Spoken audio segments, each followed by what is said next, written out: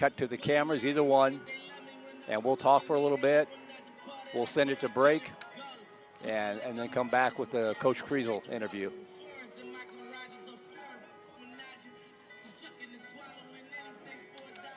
All right. So I have the matchup now. You're going to give me the cue. Yeah, so we'll go from matchup to the intro. And I'm going to have. So does this need to be up for them to hear anything? Yeah. It does? Okay, Yeah. so I'll have everybody off.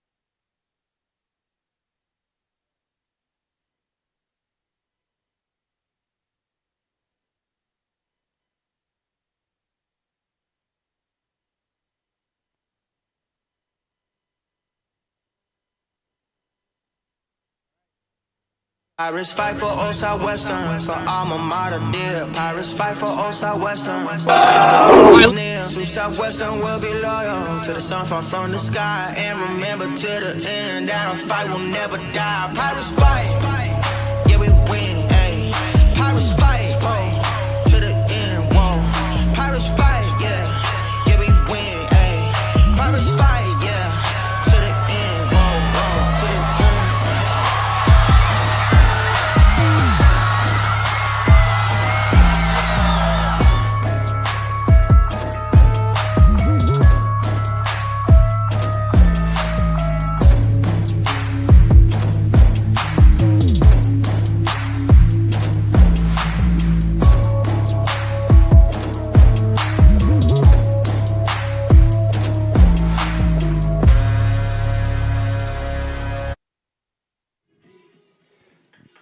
good evening, and welcome to the 2025 season premiere of Southwestern Pirates football here on the Vype Live Network. My name is Merle Bertrand, coming to you live from Wilford Morris Stadium on the campus of McMurry University in Abilene, Texas. Joined for a fourth straight season by my broadcast partner and lifetime Pirate, Mr. T.J. Vela, as well as Chuck Tracy down in the field. Michael Rhodes providing all the pretty pictures, along with yours truly. Our producer, Trey Grubb, Skylar Gillespie, our QA, and Suna Vincott, our technical director, as the Pirates prepare to take on the McMurry Warhawks. And TJ, these two teams keep passing by each other as they move from one conference to another. The Pirates in the SAA for a third season. McMurray now in our old home, the SCAC, but they keep finding each other. They open the season against each other again, and what has turned into a very, very intriguing matchup here. Yeah, no matter the conference, that we always seem to find ourselves here against the McMurray Warhawks, whether in Abilene or in Georgetown. It's kind of turned into an intriguing rivalry almost, Merle, but a very lopsided rivalry at that. Of the last 8 meetings between these teams in the modern era, the Pirates have won 7 of those contests. Obviously, McMurray trying to turn the tide on that. It's going to be a very important week 1 matchup here, and both teams, they look fired up already in warm-ups. Well, the Pirates coming off a 4-6 campaign that really could have been about 7-3 with a play or two here and there. What are you looking at to get these guys over the hump this year? What adjustments does Coach Creel need to make here in his second year? Honestly, there aren't too many adjustments needed to be made for the Pirates this year to get over the hump, to get more wins. They're going to need to rely a lot on their defense. Last year, the defensive line, the secondary did a lot of major work for the Pirates, but there were some games where they faltered. Here now in this 2025 campaign, this defense, they're senior heavy. They have a lot of leadership, a lot of experience. They're going to need to rely on them to help them not just win games, but ultimately win the championship at the end of the year. Well, we got a minute or two here, so I'm going to throw it down to the field. Mr. Chuck Tracy wearing the bright yellow shirt. We couldn't find him in the parking lot when we left this morning, but we see him now. Chuck, what are your thoughts on the 2025 season? Well, despite the obstacles we've had, we made it here to Abilene. You lost me. I went to the wrong location. It's all my fault. We still made it. We're here. We're live. I'm looking forward to the season. Coming to Abilene is not my favorite thing to do, but coming to beat McMurray is up there. I'm excited. I'd like to see, as TJ mentioned, the defense is solid. It had some really good performances last year, including in the McMurray game, and I'd like to see what they can do here. That secondary is really experienced. Well, you're exactly right, Chuck. We'll be talking to you with Coach Creel on the sidelines here in a couple of minutes. TJ, most of the coaching staff remains the same. Coach will talk about all of this in a few minutes in the interview recorded earlier in the week. One huge note is longtime co-offensive coordinator Tom Ross, part of that Yankee triumvirate that restarted this program 13 years ago already, along with former head coach Joe Austin and Coach Creel. He retired over the offseason as a former offensive lineman. Talk about your old coach, Coach Ross, for just a moment. I didn't think you were going to get me so emotional in week 1 here, Merle, but for me, in talking about Coach Ross, it's essentially talking about just another father figure in my life. He didn't recruit me here to Southwestern, but my first year here as a freshman, he was my offensive line coach all throughout my time here, all the way up into my senior year. He developed me not just as an athlete, as an offensive lineman, but as a person. He truly cared about us, who we were, cared about our interests, cared about making sure that we were cared for and just had the best experience possible during our time at Southwestern. It sucks to see him go. He was obviously a major pillar in this football program, but there's no doubt that the offensive line is in great hands with Coach Mask, as well as the volunteer coach Alex Vaughn and Coach Workman. Well, we're doing pretty good here. We got throwing a big curveball we got here. We'll talk about that right after this break. We want to hear about something a little bit more important. So we're going to go ahead and take a quick break. When we're going to come back, we're going to hear from the head coach of the Southwestern Pirates, head coach Bill Creel, joining us here on the pregame show. You're watching Southwestern Pirates football here on the Vype Live Network.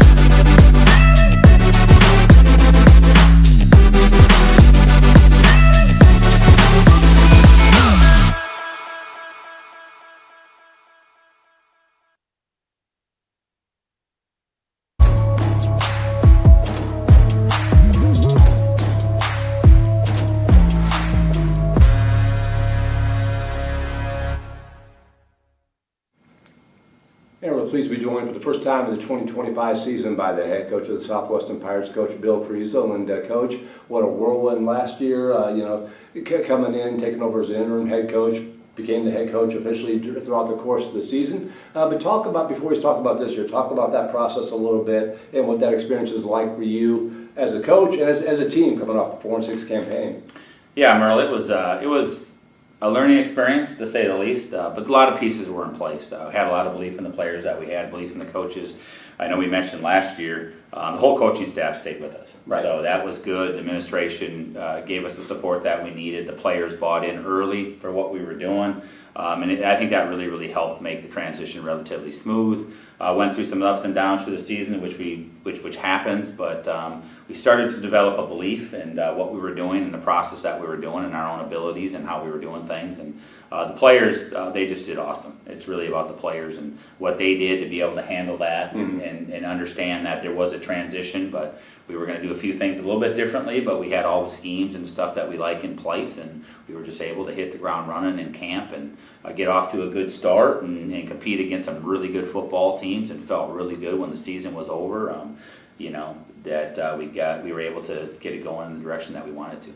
Well, as we head into 2025 here, you and I were talking a little bit before we started talking for the camera. The Pirates 4-6 last year, but there were 3 or 4 games that could have gone just a little bit differently. How are you looking to build on that heading into the 2025 campaign and turn those L's into W's? Yeah, that's a great question. Well, we started in the spring talking about belief. I think we developed a belief that we could compete with every team that we play. We had good enough players. We had a good process in place. We established a belief that we could play really good football against some really good football teams. And then in the spring it was, let's commit to the process, commit to what we're doing, commit to the process. That process, we live in a results-oriented world, right? You just look at it and say we're 4-6 and those kind of things. But we want to look at it deeper and say, okay, what's our process? What are we doing? Believe in that process, and eventually, as long as you follow that, the results will happen. And then we came back in the fall. It was still believe in what we're doing, commit to the process. Then ultimately, how do we finish? How do we finish the games that are close? How do we finish the drills that we're doing in practice? How do we finish the meetings? How do we do everything that we need to be doing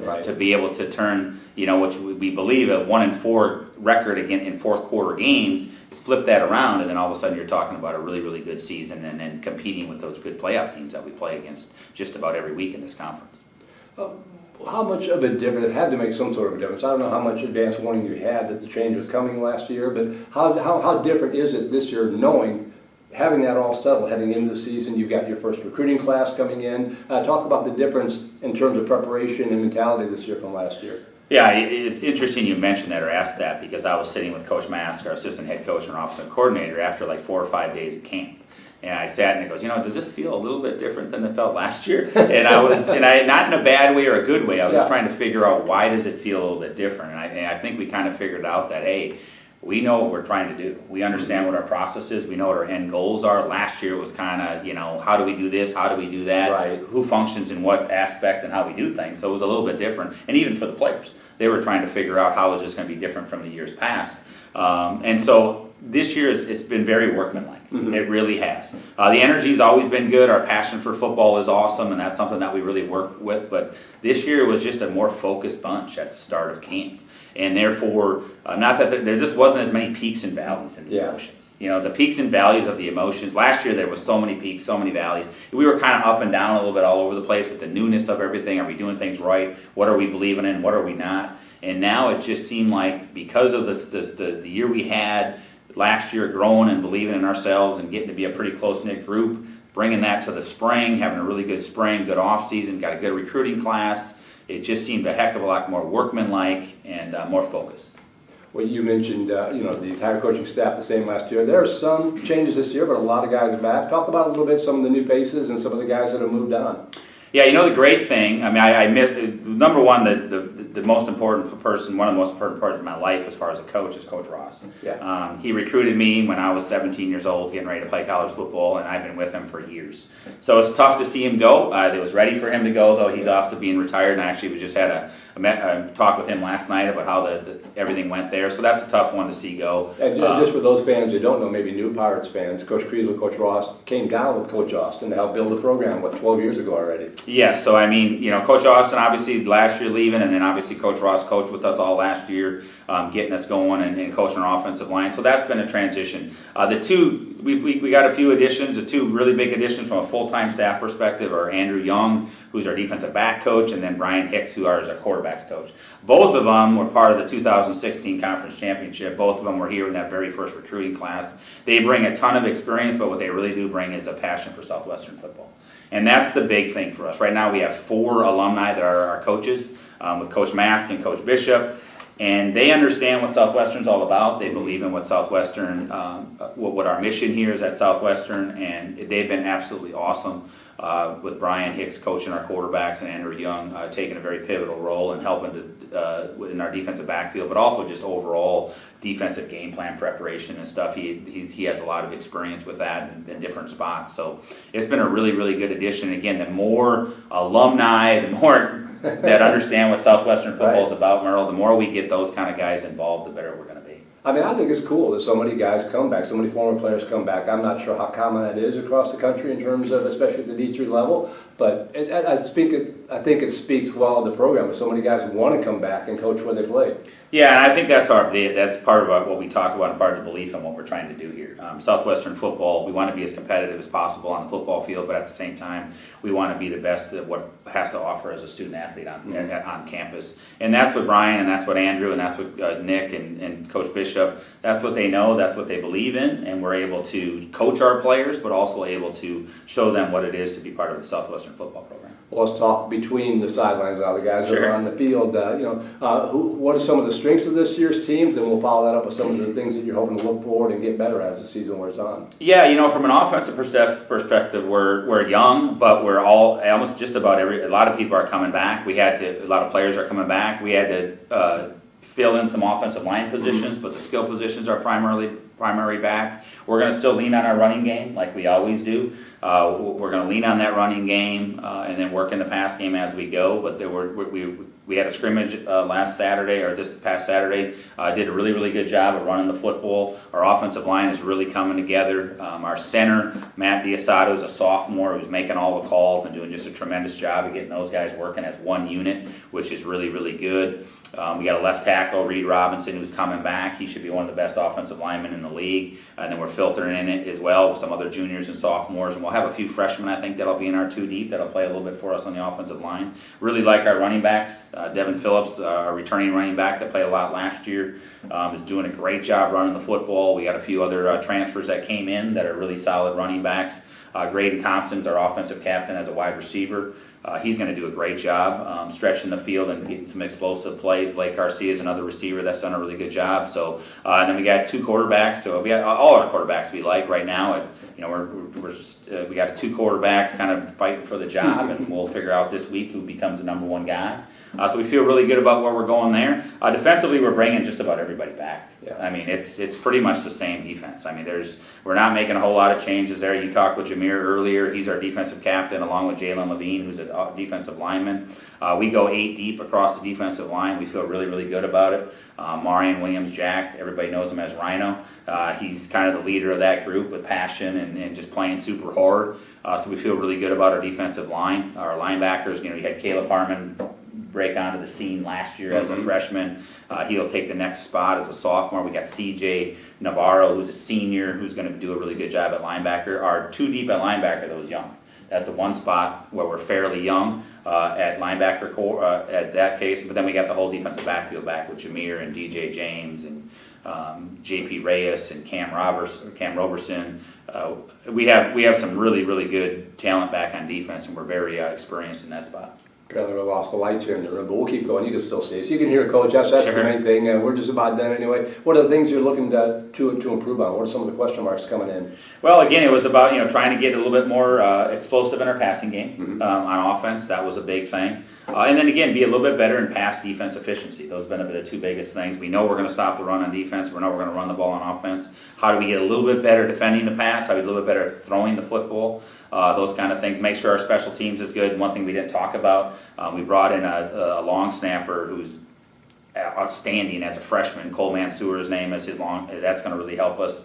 We got a two-way kicking battle with Austin Hill, who's a returner, plus Chase Lanham, who's a punter / kicker. So they're handling the kicking duties, and they're doing a great job there. I think Chase had a 60-yard punt in our scrimmage, which was really cool to see. So we're working on that as well, and we got some young return guys. I think that's going to help us a little bit in the return game. So I think overall, I think our special teams will be a little bit better, and then we got to figure out defensive pass efficiency, and then obviously throw the ball a little bit better.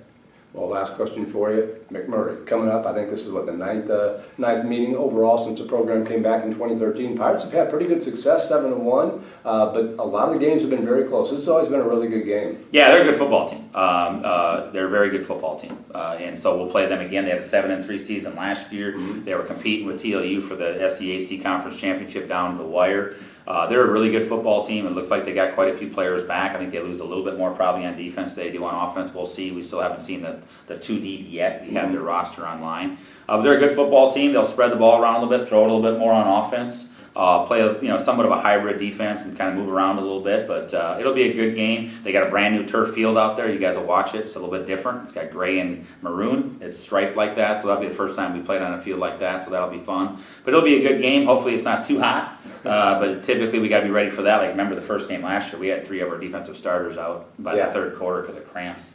So we've been working on that, guys. We're working on the hydration part of it, try to be ready, but hopefully it's not too hot. But we're excited. We're excited to get going. Again, we're a process-driven football team, and we feel like we're ready to go. We have a good week of practice this week, and we're playing a good football team, and it'll be a good game for you guys to watch. And just be happy to have anybody who tunes in cheering for the Pirates. And thanks to Merle here and his broadcast crew, does a great job for us. We're really happy to have you again with us this year. Well, looking forward to it. We'll talk about the conference outlook when we get closer to conference play. Any final thoughts here before we let you go? Just excited. Really excited. You guys enjoy the game. We're going to give it our best. We're going to represent Southwestern on the football field as well as we do off, and we're excited for the season. All right, here we go. Southwestern Pirates head coach Bill Creel, our guest here on the pregame show. We'll take a break and be right back. You're watching Southwestern Pirates football on the Vype Live Network.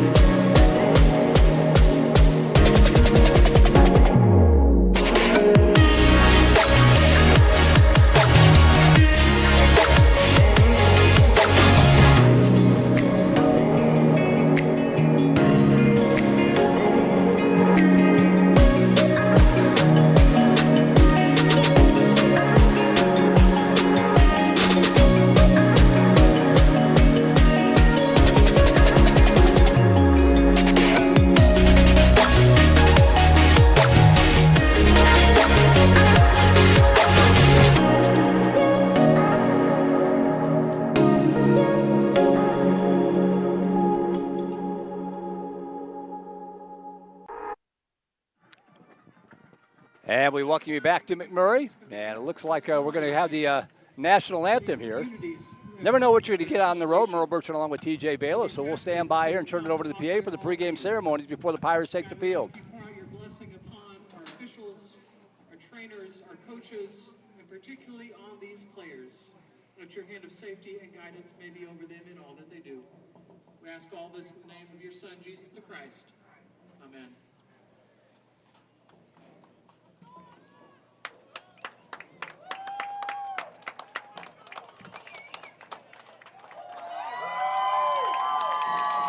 And the Pirates take the field.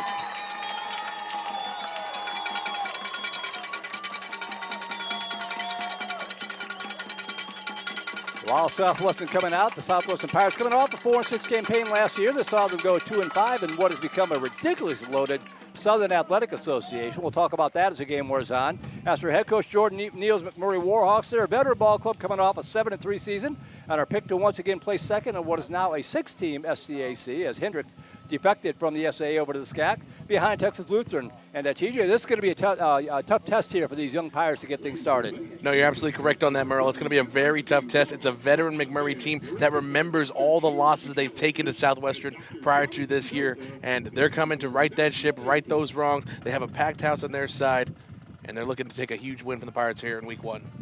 Yeah, national anthem.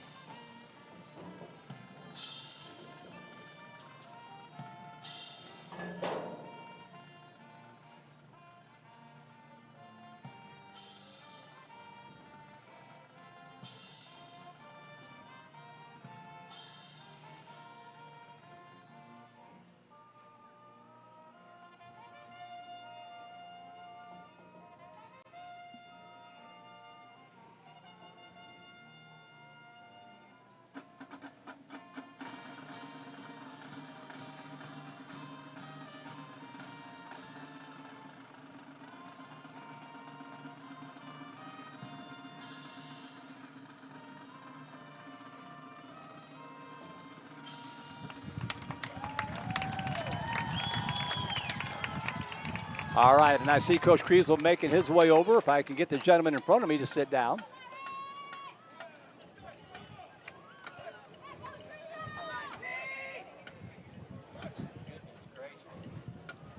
All right, maybe Michael, can you zoom in on that one?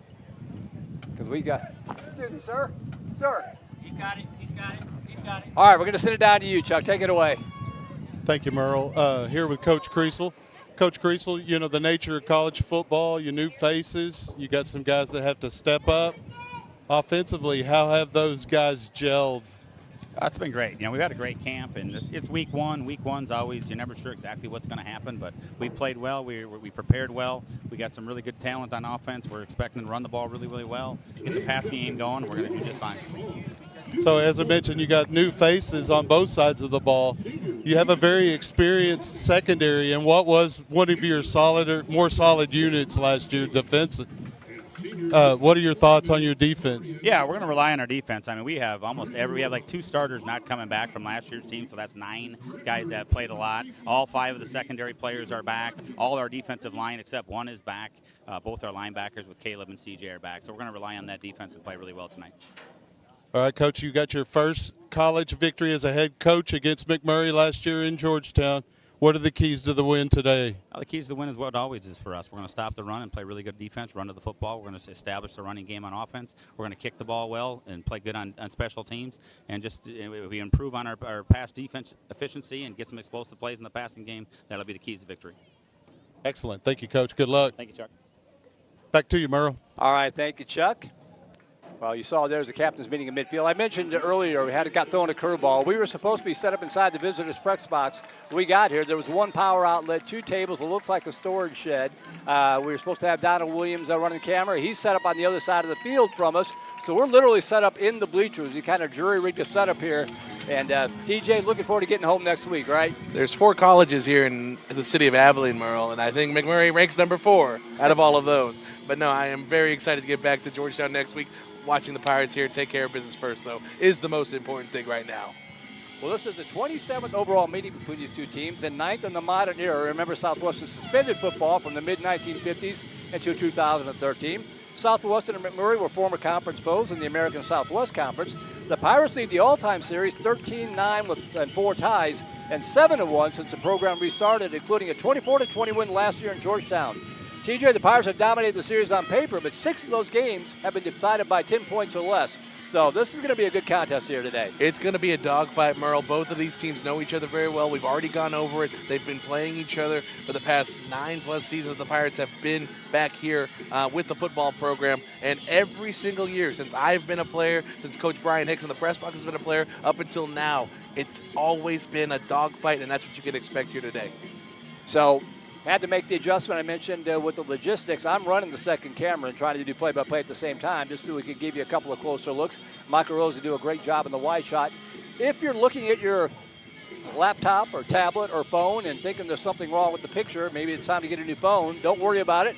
It's an odd field here. It's a brand new field, TJ. It's the first time that it's been debuted to anybody. It's got the McMurry colors of silver, gray, and maroon, not the traditional green field. It takes a little getting used to, doesn't it? Yeah, it definitely takes a little bit of getting used to, that Boise State field up in the University of Boise, blue field. That was really cool when it dropped. It was innovative for its time. A multicolored turf field. It's the first time any school at the collegiate level has debuted something like this. I hope it doesn't become a trend, Merle. I agree. I wish all fields were still grass and dirt, but I don't have to take care of them. That's old school right there. Yeah, Merle. yeah. But at least make them green. But anyway, we're the guests, and the Pirates getting ready to kick things off here, 2025 season.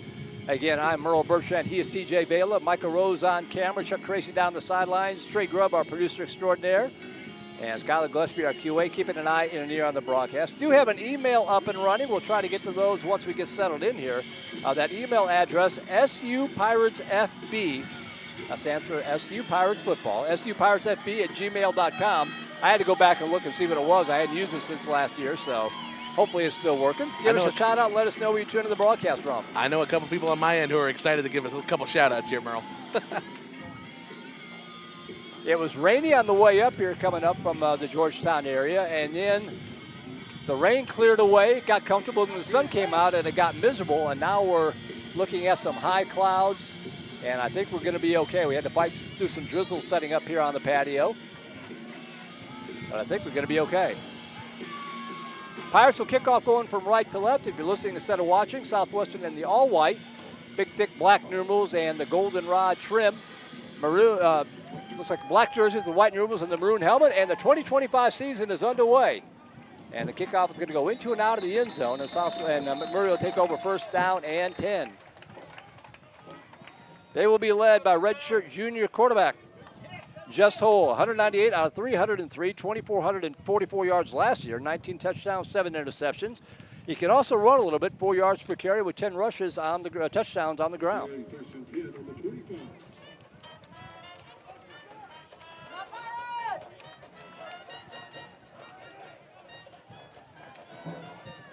So here we go, first down and 10 at the 25.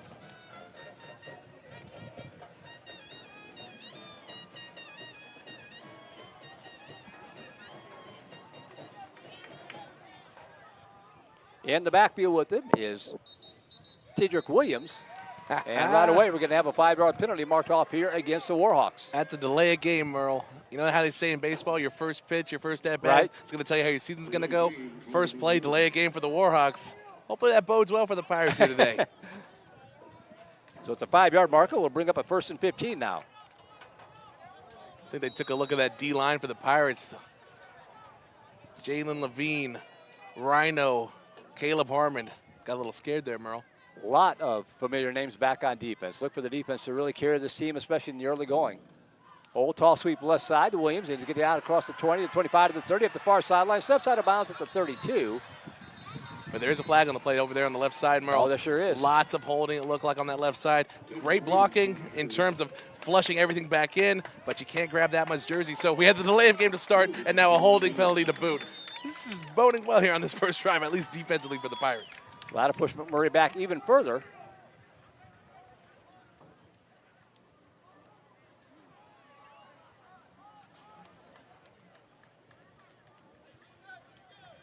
That pushes it back to, looks like the 12-yard line.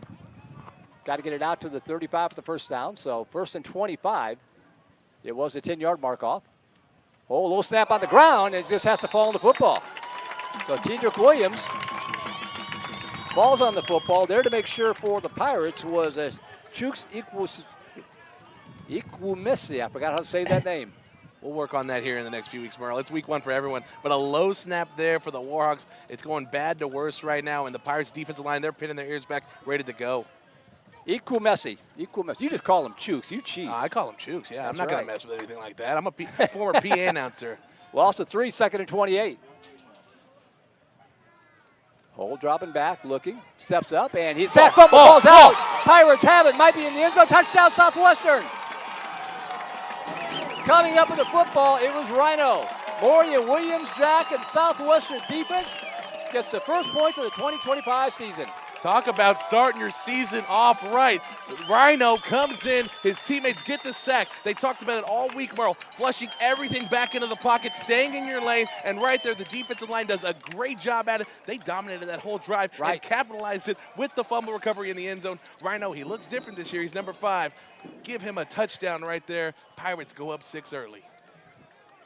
New kicker for Southwestern with Charlie Fournier graduating. It is Chase Lanham. 6-foot freshman out of Frisco Lone Star. It's going to take some getting used to. I was used to Charlie Fournier for the past 4 years, Merle. Yeah. Low snap, good hold, kick is up. And it's over the scaffolding in the end zone. And Southwestern with 14:04 to go first quarter jumps on top of the defense by a score of 7-0.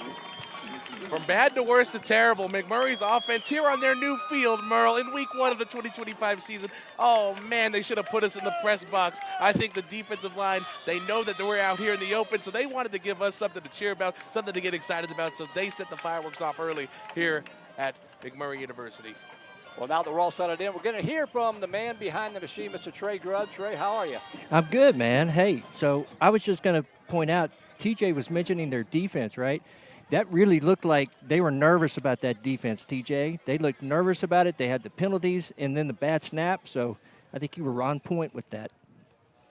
Well, the Pirate defense last year giving up 25.6 points per game, 351.2 yards per game. But you heard Coach Creel in the pregame interview.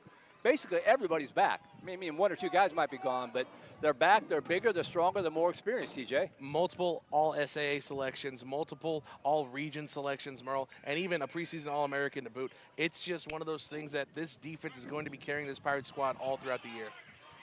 And this kickoff is going to be fielded up to the 8, to the 10, to the 15, up to the 20. Looking for running room left side and breaks free out across the 30 and finally knocked out of bounds at about the 35-yard line. So pretty good field position to start this drive for the Warhawks. On the stop for the Pirates, looks like Jamir Martin in on the play. So 1st and 10, McMurry from their own 35-yard line. Just sent away here first quarter. And the defense, they only had 3 plays on that last drive, Merle. They're coming out jacked up, ready to go. A defense that only gave up 907 rushing yards last year, led the conference in rushing yards allowed. So already here a strong start for them. Let's see how they do here on this second drive. So 1st down 10 at the 35-yard line. Play action pass over the middle of the field. Caught in a dead run at the 50 to the 40, cutting back to the 35, and knocked down from behind, saving the touchdown. But a good pitch and catch hauled in by Kason O'Shields, junior wide receiver. And just like that, McMurry back in Pirate territory at the 32-yard line. And right there, McMurry taking a page out of the Pirates playbook, a play action pass. When you have an aggressive defensive line and linebacker crew like Southwestern, use that play action early, throw it over the top of them, get a big gain just like that. That lets you rest a little bit, a little easier if you're with the McMurry offense. And handout, no play action pass, left side this time, caught on the edge. Breaks the tackle inside the 25 and out of bounds at about the 20-yard line. And that's going to be good to Thomas Chandler. And McMurry trying to answer back right away here. One of the biggest issues last year, if you're going to say an Achilles heel for this defense, Merle, was tackling in the open field. Right there, a prime opportunity just to let that pass go for a minimal gain. We don't make the tackle, big yardage, and another first down for the Warhawks. Ball at the Pirate 21-yard line. Straight ahead, handoff, looking for running the left side. Cuts up inside and going to be stacked up for a short gain there, maybe a yard or so on the play before he's wrestled to the turf like a calf by Caleb Harmon. Man, did he burst on the scene last year. As a freshman, was a part of the D3Football.com All-Region 3 third team. He was on a first-team All-SAA member, and right there laying the boomstick on the running back. Not so sure that Chooks didn't get a hand in there and slowed him up and forced them to give some ground, and that allowed Harmon to come in to finish him off. So a loss on the play, or gain of a couple yards on the play, 2nd down and 7. Receiver coming in motion right to left, and quarterback's going to keep it himself and not going to get much, down to about the 16-yard line. Going to set up a critical 3rd down here for the McMurry Warhawks. And right there, quarterback essentially an empty. You had the running back shaded to the right, but with the motion, he was just going to be a lead blocker the full way. And right there, the quarterback hole just lucky to get a few yards there, makes this a little bit more manageable 3rd down coming up. I believe that was Joseph Carrion on the stop, the freshman. Big 3rd down coming up here. 3rd down and 6 from the 16-yard line. Hold, dropping back, looking right, fade pattern, right side of the end zone. That ball is off the fingertips. Boy, he had him open for a second. Carmelo's Card had a step, but the ball is incomplete. Now, what will the Warhawks do here on a 4th down early in this ball game? It looks like they're going to stay out there, Merle. Jess Hole staying out there, quarterback getting the signs from the sideline. Going back to that last play, 3rd and short. You had the Pirates pin their ears back. They sent the blitz, had man coverage on the outside. Great effort from the Warhawk receiver, just not able to bring that one in. Empty back set for Hole, 2 receivers wide left, and timeout. Timeout taken by the Pirates.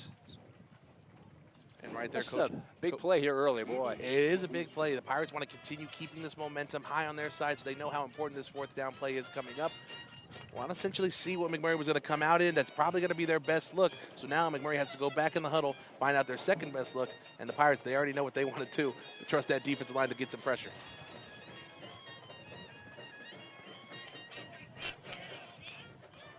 Lights are on here. Wilfred Moore Stadium on the campus of McMurry University. Beautiful press box across the way. Sure wish we were sitting in it. Not that we don't like being out here amongst the Pirate fans. And a great crowd, by the way. I'll give you a shot here. Everyone traveled really well Very here well. to Abilene. I wouldn't want to come to Abilene myself, but I guess the Pirates are a good reason to come. Had a good excuse today. Yeah. 4th and 6. Ball spotted at the 16-yard line.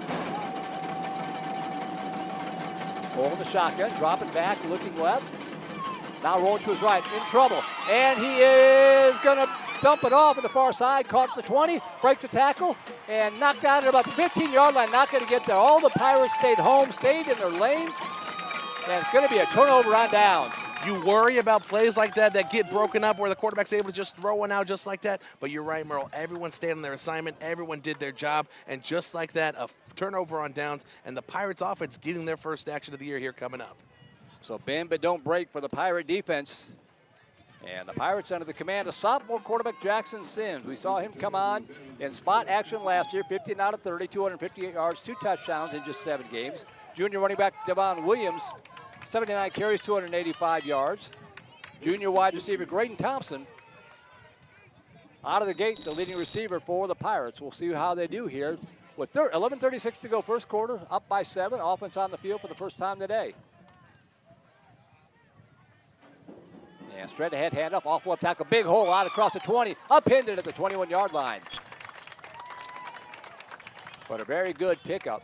Gave him about 5, 2nd down and 5 coming up. And that was the Rockport native Devin Phillips right up the middle for the Pirates. Offensively for the Pirates here today, Merle, if McMurray's going to stay in this 3-man front, the Pirates look to just bring everything close in. They're going to try and hit the hole hard, gain at least 3 to 4 yards every play. If you do that every play, that's a first down right every 3rd play. Yeah, I'm not a math major, but I know that much. 2nd and 4, 6-yard pickup, dropping back. And swing pass right side, wide open on the edge to the 25 to the 30, cuts up to the 35, and going to be wrapped up at the 37, but it's been another good pickup here for the Pirates. And I believe that was Phillips out of the backfield on the wheel route. Yep, that was Devin Phillips again out there on the swing route. And Jackson Sims, you saw it. He went through his progressions. It wasn't there. Nothing was there. McMurray's in man coverage. But who's open on the outside? Devin Phillips. He can do everything in the backfield for the Pirates. He's a great running back, great blocker, and he shows it there. A great hands as well from the receiving perspective. So 1st down and 10, Pirates on the move at the 34-yard line. Handoff Phillips, breaks 1 tackle, spins out across the 2nd effort, dives across the 35. Short gain there, harder and a couple of yards. That'll bring up a 2nd down and 8 for Southwestern. The run's going to be really important for the Pirates here today, Merle, but it's going to be a huge test for them, especially for this young offensive line. 2 freshmen starting. That hasn't happened since some of the earlier days of this Pirate program.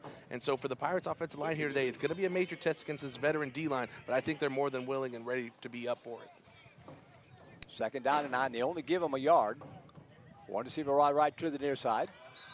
And a flag comes in. Very late flag at that, Merle. Yeah. Oh, wow. They're called procedure penalty on the Pirates, so that'll push the Pirates back 5 yards.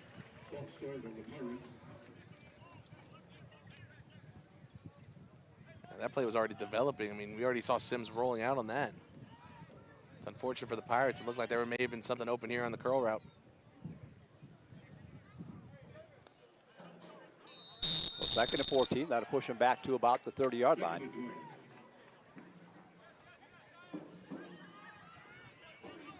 Murray staying in that 3-man front.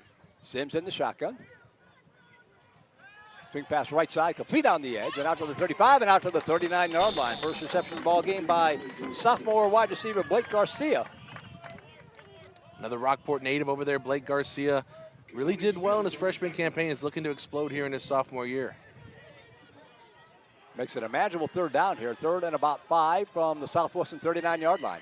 We'll see here what McMurry wants to do, Merle. I mean, we know the push this offensive line can get. We know the explosiveness in the backfield that Devin Phillips provides. You might want to try and go man coverage and try and fill the gaps to stop the run. Third down and 5 for Jackson Sims and company. 2 backs in the backfield with him. And handoff off the right side. Breaks it free, 40, 45, cutting it back up. And going to be knocked out of bounds at about the 48-yard line, but he needed 5, and he picked up about 13. First down, Southwestern. And Phillips, he just does that, runs right downhill, running through defenders, running through arm tackles. And right there, McMurry did exactly what we thought they were going to do. Brought the blitz, tried to fill the holes, but sometimes they just ran away from the play, out-blitzed themselves, and Southwestern picks up another first down. Out to the 47-yard line. 8.5 to go, opening quarter. Pirates up by 7. If you just tuned in, Southwestern recovering a fumble in the end zone on the first possession of the ball game. Handoff again. This is a different running back, and he's going to be, good second effort, breaks free across the 50, struck down to the 46-yard line. That time on the carry was Tyson Williams, a junior from Cuero. Your neck of the woods there, TJ. He was stacked up and spun free. Yeah, South Texas, he's a Cuero gobbler. He's the West Texas A&M transfer. He's a speedy running back. We talked about how Devin Phillips can do a lot in the backfield. Well, Tyson, he can do a lot as well. He's very speedy. He runs through tackles really well, and you saw it there. Got hit at the line of scrimmage, but got 7 yards after the fact. Second down and 3 from the 46-yard line. Back to him again, and it's going to be tackled from behind. It looks like they're going to spot him with the knees down about a yard shy. And it's going to bring up a 3rd and 1. Just a simple counter to the left side. Williams follows his blocks. He does a good job gaining yardage there and makes it a really manageable 3rd and short here.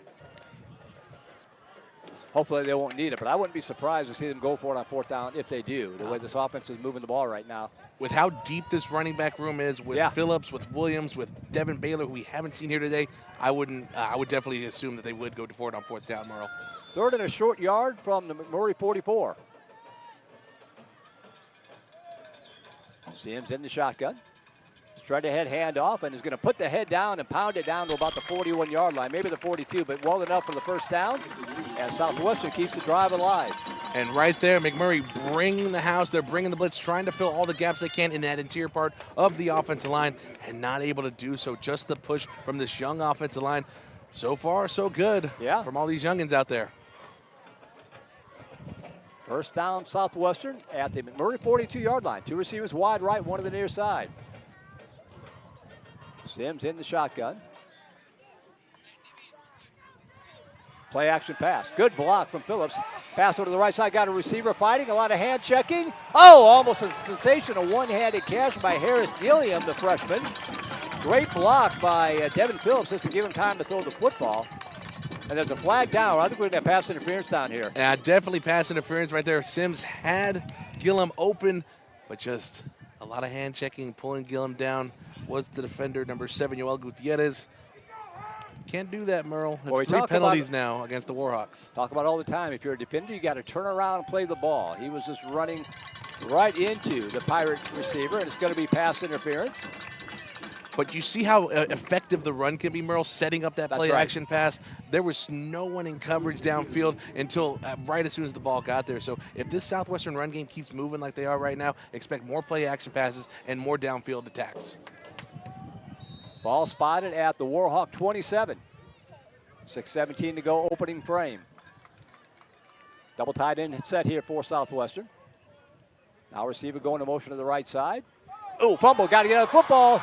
Oh, I think the Pirates got it back. Caught a break there. One of the McMurry players tried to scoop and score instead of falling on the football, and I think that allowed Jackson Sims to fall back on the football. Just a miscue there on the exchange. And Gilbert Anderson right there blowing through the offensive line. Just a miscommunication between that right tackle and right guard with that corner blitz. Anderson doing the most to try and get the ball back to his team, but fortuitously enough for the Pirates, they're able to hop back on the ball, keep this drive alive. Loss of 6, but it could have been worse. Second down and 16 now from the 32-yard line. Two receivers right, one to the near side. Phillips a single back.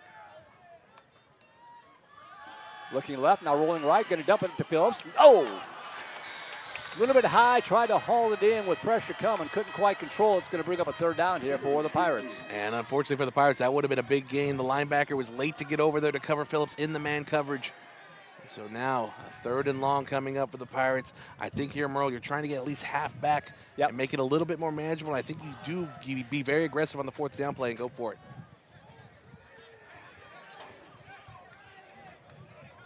Clock stop, 5:27 to go, opening quarter. And a 3rd and 15 here for the Pirate offense at the 32-yard line of McMurry. Two receivers right, one to the near side.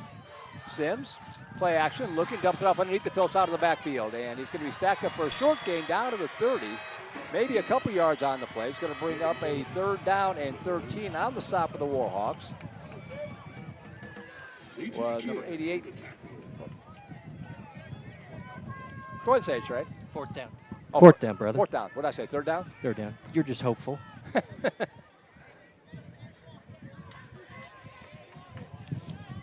I wasn't a math major. This is going to be a long field goal here, a 47-yarder for the freshman kicker, Chase Lanham. From the near hash, really no breeze to speak of. Good snap and hold, kick is up. It's got the length, does it have the accuracy? I think he knocked it through, he did. And a flag comes in after the play. And hopefully it's not on the Pirates. Would put a damper on that well-made kick there. That was a quick release flag, though. I didn't see anything coming after the play. Well, let's make sure that it was a post-possession thing and these points are good.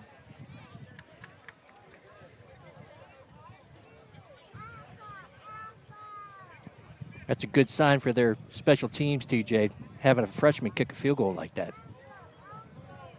That is for sure. Unsportsmanlike was the call on Southwestern, but it's after the fact, so they had to push back the kickoff. The points will stand, and Southwestern leads at 10-0. So before he graduated, Charlie Fournier actually helps coach in the spring. So yeah. I think he did a little bit of work with the kickers, especially in fall camp, came back there too. So maybe a little bit of Charlie Fournier helping that to get through as well. But no, it is great, Trey, to see a freshman kicker make a kick like that here in his first college action of his career. And I think Charlie was kicking since his freshman year, was he not? He was. Yeah. And on the road. Yeah. And with some crazy colors on the field, too. And with frat and sorority row behind them, too. Greek life's about the only life here out here in Abilene anyway.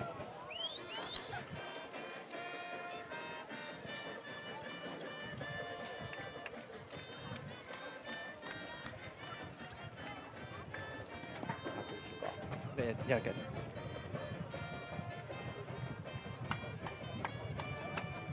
Well, they called unsportsmanlike on the Pirates, but Southwestern's kicking off from the 50. It's week one for everyone, Week one Merle. for everybody.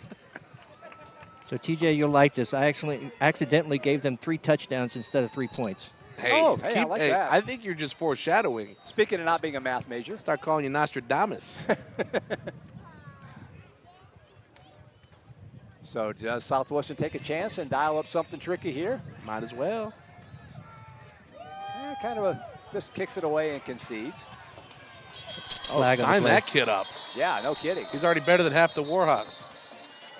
All right, Chuck, if you can hear us, we're going to test the range of our microphone here. Good start here for the Southwestern Pirates. Oh, yeah, leaning on the defense like we suspected and Coach said.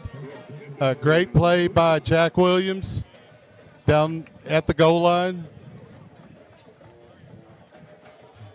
Oh, it just went away at the very end. Chuck's going to leave it. You may have been out of the range. I got one of those K-Tel microphones here. Sounded great, too. Yeah. All right. So You're good. You're good. So I think it was going to be offsides on the kickoff team there, Merle. It's going to be 5 yards awarded to the McMurry Warhawks. So they'll take over here 1st and 10 at their own 30. All right. No, you're right. You couldn't hear any. So we'll see what kind of adjustments the Pirate defense makes here after giving up a long drive and then finally getting the stop. Handoff right side, trying to turn the corner, cutting it back up, and not much running room up in the middle there for the running back, Tedrick Williams. gain of a yard, maybe, 2nd down and 9. And he won't get credit for this, but number 10, Jalen Levine, another senior here on the defensive line, just created a lot of havoc in the backfield there. The running back had to run around an offensive lineman that got pushed all the way back into his face. And so right there, Jalen Levine didn't make the tackle, but he created enough havoc to let his team get there and make a tackle on the play. They give him 2, 2nd down and 8 coming up from the 31-yard line. Dropping back, swing pass left side, and caught, but down immediately. In college football, when you're down, you're down. You don't have to be touched. So it's going to bring up a 3rd down. The Pirates got him in 3rd and long, right where they want him. So here, expect again, the Pirates, can you sit in that zone coverage and just letting their defensive line go to work? It's such a pleasure. It's such a nice thing to have a defensive line that could just do it without having to blitz. Right, they can just win their battles one-on-one. It takes the pressure off your secondary. 3rd down and 8 coming up here for Jess Hull. Empty back set, looking, firing over to the right side, got a receiver, and it's caught. Coming back to the 35, gets a block. Coming back to the 30, the 25, and shoved out of bounds. Just over the outstretched fingertips of Gilbert Anderson, who almost got a finger. All he needed was a fingertip to tip it away. But a great catch, and McMurry back in business. Yeah, right there, McMurray gets the offsides call for the Pirates, so they're just going to throw it deep, knowing they have a free play. And right there, Hull able to connect with his wide receiver and get a massive gain out of that one. So Warhawks in business now at the Southwestern 23 with 3:18 to go opening quarter. And stuff like that makes your blood boil if you're a head coach like Coach Creel, who has that defensive mindset. You get the offsides and give the offense the free play. It's just tough sledding for the Pirates right now. Back split to either side of the quarterback, Jess Hull. And Hull's going to keep it around the right side, being pursued. Can he get the corner? No, he cannot get it. He's going to be knocked out of bounds at the 26-yard line, maybe even lost a yard in the play. First one there, I believe, for Southwestern, number 33 is Darrell Bay, but he has some help. Yeah, he did the pursuit right there from the Pirates defensively from the linebacker position on. It's just so good. Right there, Houston Forrester did a great job staying with his blocks, staying with his keys, and not letting the quarterback get too far away from him, forcing that outside and letting his defense work. Loss of 2, 2nd and 12. Holding the shotgun with Williams lined up to his left side, 2 receivers left. Play action, made pattern right side, and caught. No, out of bounds. He was out of bounds. The official right there. Great effort by the wide receiver. That was Carmela's card. So 3rd down coming up. And right there, trying to attack DJ James, the preseason All-American for the Pirates defensively. And James is as good as they come, Merle. Yeah. You're not going to get much by him. And right there, he didn't even need to do much work other than push the receiver out towards the sideline. That's going to be an incomplete pass 10 out of 10 times. 3rd down and 12 coming up. Ball spotted at the Pirate 24. Trips now wide left. Under pressure, stepping up, looking. Now dumps it off the left side. Wide open, but incomplete.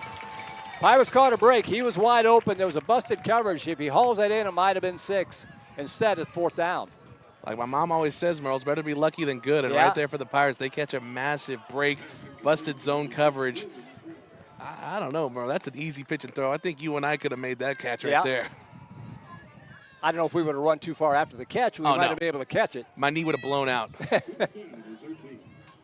Jax Rodriguez, a sophomore kicker out of Lago Vista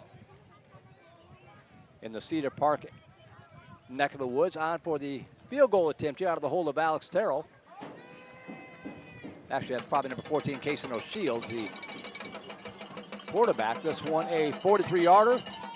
And kick is on its way. He's got the leg, and he splits the upright. So good job on the kicking side by both schools here. 2:12 to go first quarter, 10-3 ball game. You know, they always say defense usually ahead of the offense, but no one ever talks about how special teams is usually ahead of everybody else because all they're doing during practice is kicking. Right. So, yeah, you better be making your kicks week 1.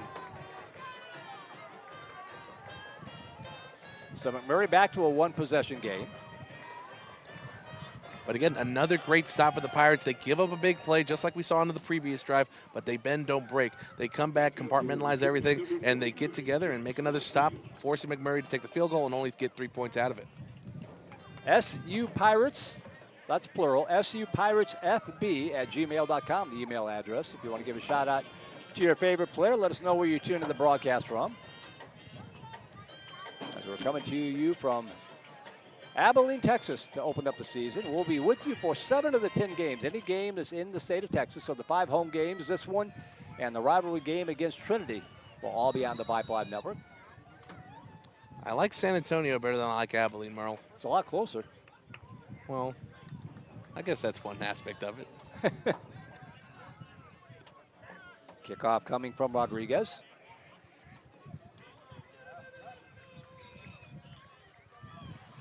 And a high kick. Going to land, and will get out of bounds? It will. So that'll give the Pirates good field position at the 35-yard line to start this drive with 2:12 to go in quarter number 1. I think the kicker got a little confused by the color of the turf Could be, there, yeah. Merle. He was waiting for the green, couldn't find it. I feel like I'm watching like an old black and white broadcast or something. Are you showing your age right now, Merle? Well, yeah, there is that. Did you used to watch games like that? So I remember when they introduced HD, and that felt like the coolest thing in the world. I love documentaries when they show clips from like the 80s and 90s and home movies, and it's that square box TV look.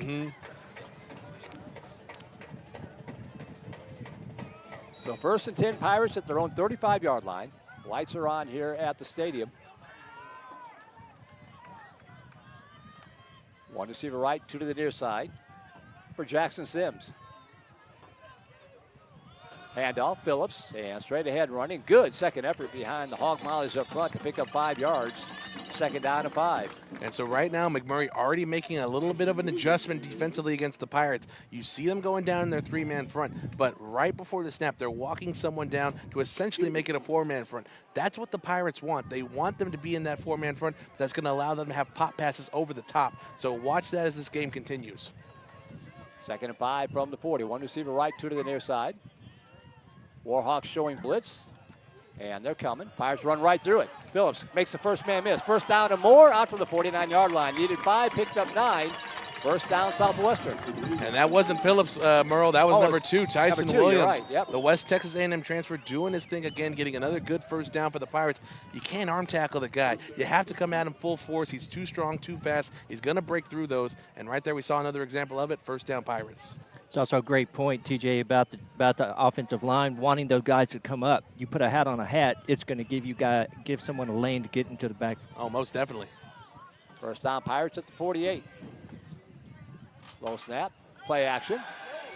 Pass behind the defense, and caught. Touchdown, Southwestern. Hauling it in stride. Graydon Thompson, the junior, a beautifully thrown football from Jackson Sims, and the Pirates strike deep. We just talked about it, Merle. Bringing that front up, bringing those linebackers up. And right there, another play-action pass. The linebackers bid on it. The safeties bid on it. And all that was left there to do was Sims connecting with his wide receiver downfield. Another Pirates touchdown, this time through the air. 16-3 Pirates. I'm hyped here now, Merle. I know I'm getting old and forgetful, but I don't remember many long balls like that last year. Oh, we didn't see many. We did see one against McMurry from the same guy, Jackson Sims. But right there, ooh, man, it's going to be exciting year, Merle. Chase Lanham on for the extra point. The kick is up, and he splits the uprights. 5:24 Southwestern, 17 first quarter points. I lead it 17-3. It's going to be an exciting year, but I talked about it in the intro with the SAA. They had, and this is unheard of at the D3 level. Usually you get your conference champion, maybe an at-large pick. Last year it was Barry, Trinity, and I forget who the third one was, but there were 3 teams. They went 9-1 in the season. They all beat each other, so all 3 teams got at-large bids. And this year the conference added a 4th team that also made the playoffs. It's one of those things, Merle, that people always think of the tough conferences in the Division III level being up north or maybe in the American Southwest Conference.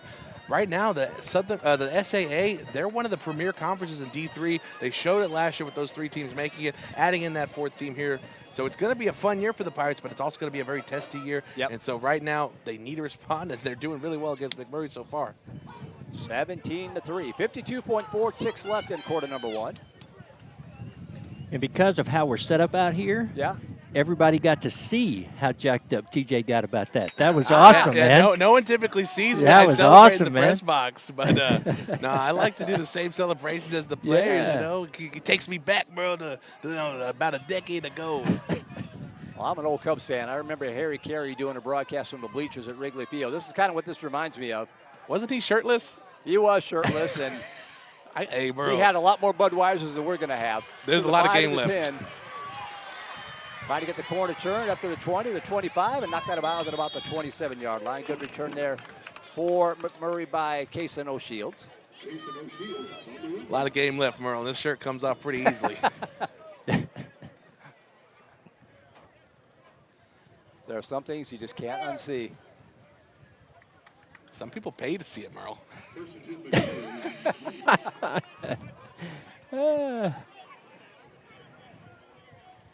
I think we found our new way to set up every game. I think you're right. First down and 10 at the 26-yard line. And handoff right side, cutting it back left. Nice hole up to the 30. Breaks free out to the 35-yard line. Nice run there by Draylon Burton, sophomore running back out of Arlington High School. And right there, Burton just doing his best to run away from everyone coming right after him. The defensive line for the Pirates went too far upfield, and Burton able to squeak through that hole, make a great gain first down here for the Warhawks. Warhawks don't have to run a play if they don't want to, but it looks like they're going to after the pickup out to the 36-yard line. They give it to him again, this time around the right side, cuts it up to the 40 and knocked out at the 41-yard line. Gain of about 5 as the helmets come flying off. And in on the stop for Southwestern, big number 92, Braden Cundiff from New Braunfels. And that, well, he got out of bounds, so the clock will stop with 10 and a half ticks left. Well, I think it's because his helmet came off. That's why they stopped the clock. Now they're going to wind it, you're right. And the clock is going to tick down, and we have reached the end of a thrilling first quarter of play here to start the 2025 season. Southwestern on top here early by a final score of 17-3. And Chuck has managed to drift a little bit closer, hopefully within range of my microphone now. So take it away, Chuck. First quarter thoughts. A lot of energy on this sideline right now, a lot of excitement. It's spilling over from TJ in the stands there.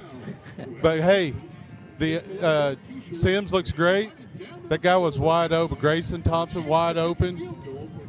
You keep that up. We keep running the football with Williams. I don't know what they can do to stop it. Yeah. They haven't shown much. Really a great start. The Pirate defense playing well, too. Yeah, they really have. Other than a couple of big plays by McMurry, and they have been able to move between the 20s, but the defense has shut them down in the red zone. All right, Chuck, we will talk to you at halftime, if not before. Chuck Tracy down to the sidelines. Teams at flip sides. First down and 10 at the 41-yard line for McMurry. Now moving from right to left.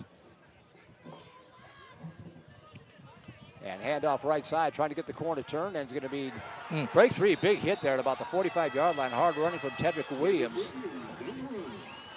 Kind of ran right through J.P. Reyes. Yeah, that's one of those missed tackles you were talking about, TJ.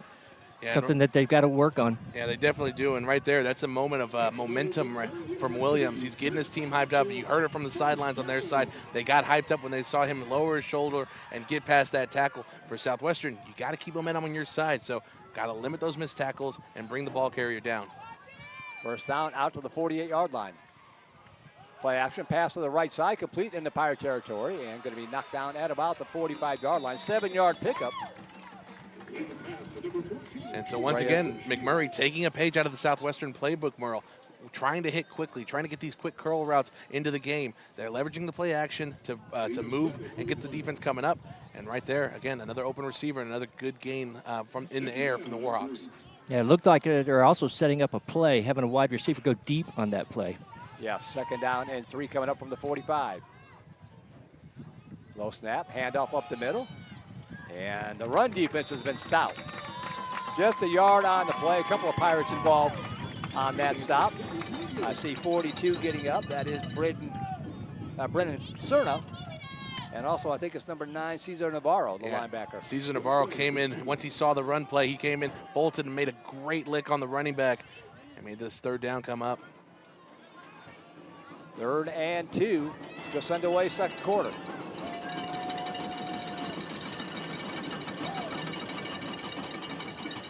And around the right side, they go Wildcat on that one down to the 41-yard line. I'm not sure if they went Wildcat, but what they did was the quarterback read, and that was just a typical read. You're reading the defensive end right there, and right there for the Pirates, number 44, Houston Forster, did a good job earlier of staying in his gap, but in that instance, not doing that, and the quarterback took it, ran it for the first down.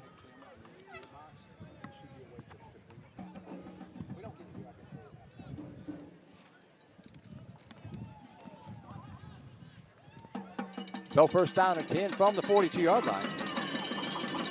Trips here to the near side. Dropping back. Oh, caught to the 35 and shoved out of bounds at about the 32-yard line. As they find Casey Shields, and a lot of jaw jack on the sideline, but I don't see a flag yet. There is a flag, Merle. They're going to call it on okay. Cesar Novato. They're going to say it's a late hit, unnecessary roughness. I mean, I think that's a bang-bang play. Novato hit him within the field of play, and just his momentum kept carrying him out there to the sideline, and he made the tackle.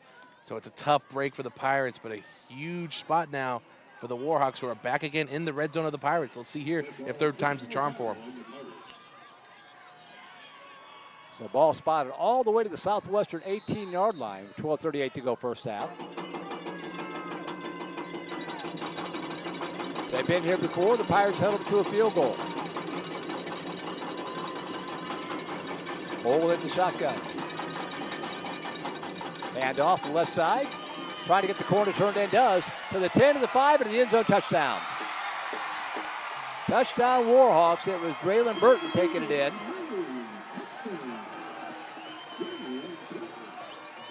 And right there, Burton just used his speed to get to the outside. The Pirates lost contain. They lost leverage.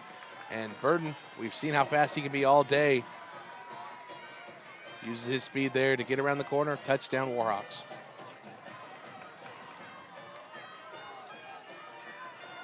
The extra point attempt coming up here for Jax Rodriguez.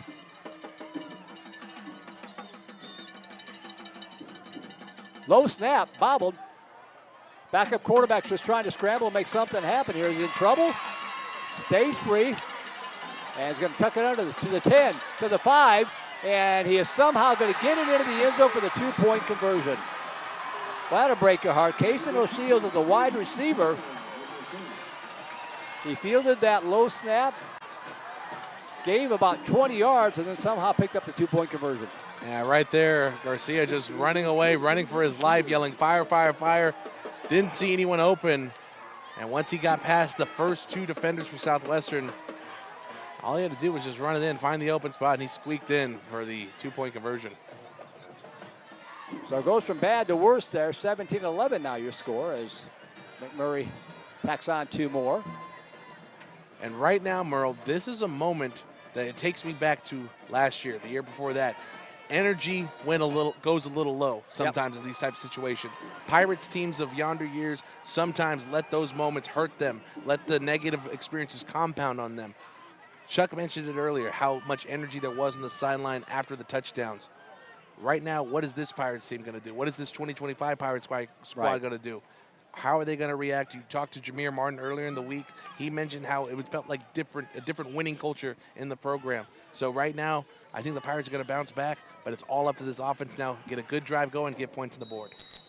Question for you, TJ. Who are the leaders on this team? Who's gonna do that, pull everybody together, and have them do that on this team? From an offensive perspective, it's always usually your quarterback, so Jackson Sims. But, you look at the backfield, Devin Phillips. I think Ty Williams has also done a really good job of creating a leadership position for himself.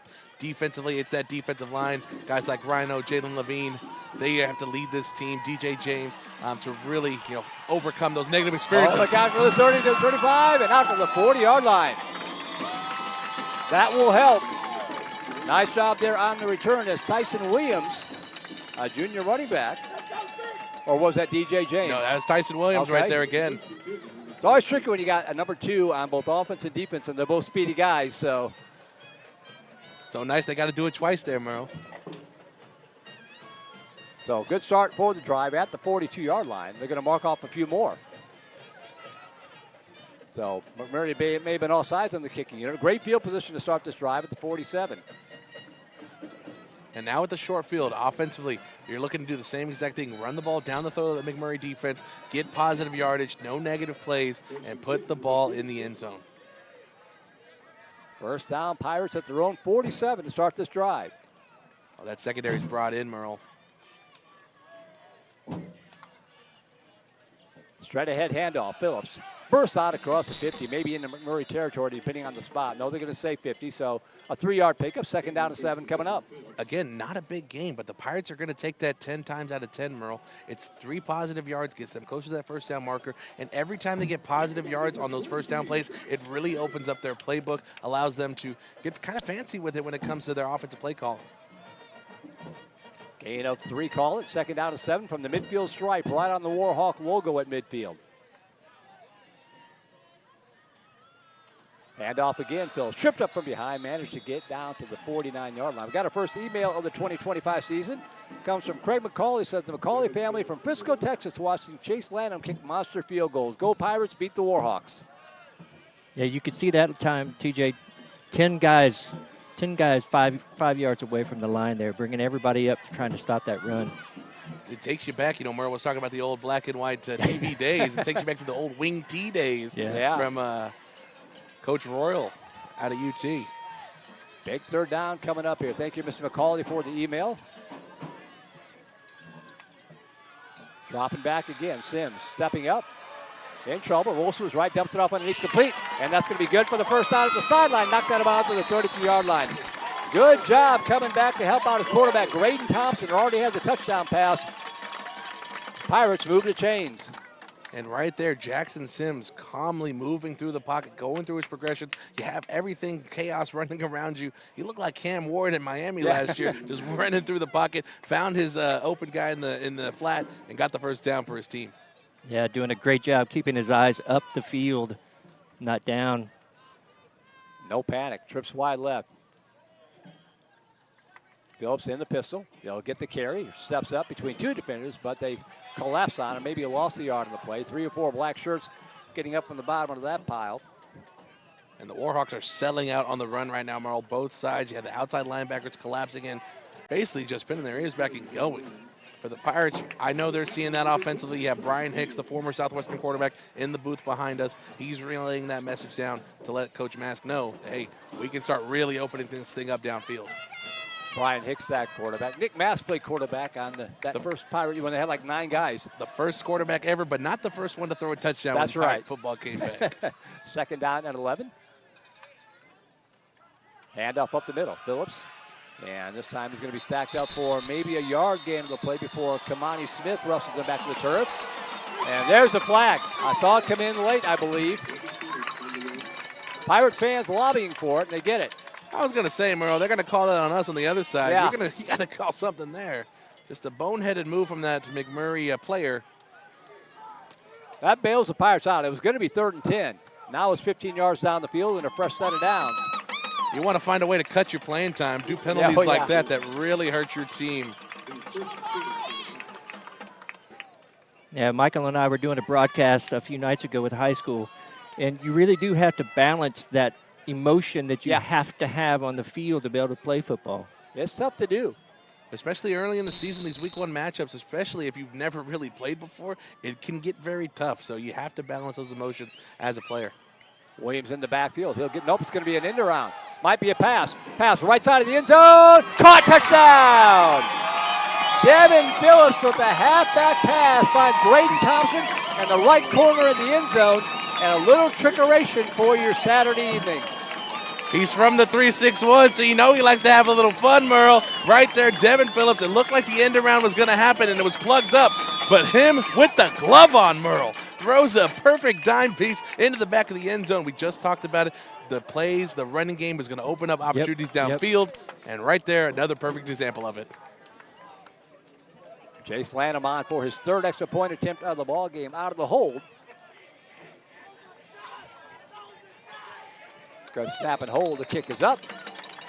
And it is good. So 9:11 to go in the first half. Pirates answer back nicely. 24-13, back up to a 2-possession lead.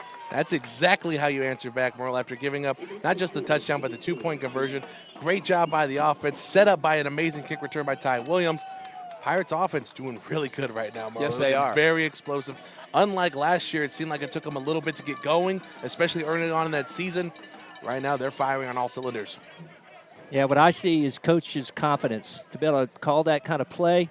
Just really good coaching to see exactly what you were talking about, TJ. They're loading the box. They're selling out on the run. Get yourself not only a little play action, but then also have it to the fullback to actually throw the ball. Just really good coaching, good play calling. Easy for me to say. One interesting thing to note, too, neither team exchanged film with one another this week. McMurry didn't want to give us their scrimmage film, so Southwestern said, we're not giving you any film either. So for both teams, they're flying blind coming into this week. Southwestern assumed they were going to come out in the three-man front. They assumed they were going to sell out on the run, and right now those assumptions are paying dividends for the Pirates. You got a situation where they just played each other last year. Both coaches are the same from last year, so there's some familiarity, but there's always new wrinkles. That's a great point. And the kickoff is going to sail back to the 5-yard line, up to the 10. 15 to the 20, bounce to the outside of the 25, gets a block on the edge of the 30, still on his feet, cutting it back to the 40, and knocked out at the 46-yard line. Really good return for the Warhawks by Omari Johnson. Another one. Another flag, Merle. We had our guy on the ground. 2 McMurry defenders were on top of him. I can't imagine this is on Southwestern, but you never know. They were not letting our guy up. And it is going to be against McMurry. Well, that'll wipe out a really good return. No doubt. Another boneheaded mistake from this McMurry team.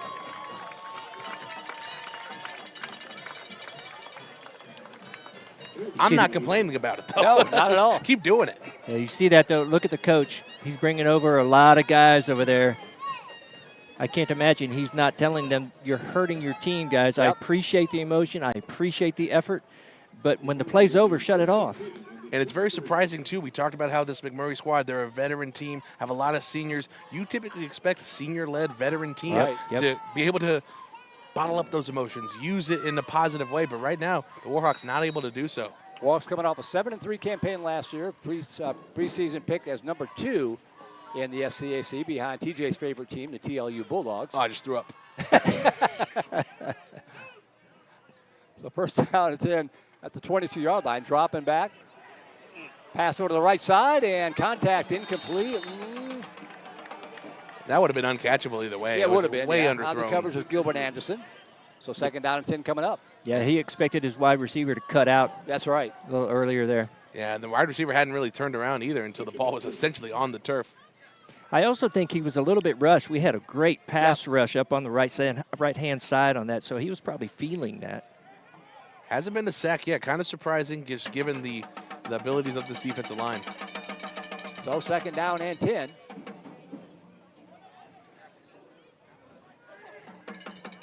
Hole in the shotgun. And dumps it off on the right side, complete on the edge of the 20 to the 25. I think I saw a flag come in. Did I not at the 34? It's going to be another holding call against the Warhawks, and it's going to take away again that momentum. These momentum-killing plays for the Warhawks are just beating them down. Yeah, there's a pancake block, and then there's a tackle block. Right. Right. You can do one, but you cannot do the other. TJ's done both, and he'd never get blamed for the You know, as a former offensive lineman, I'm going to say I've never tackled anybody. The ref just got the call wrong.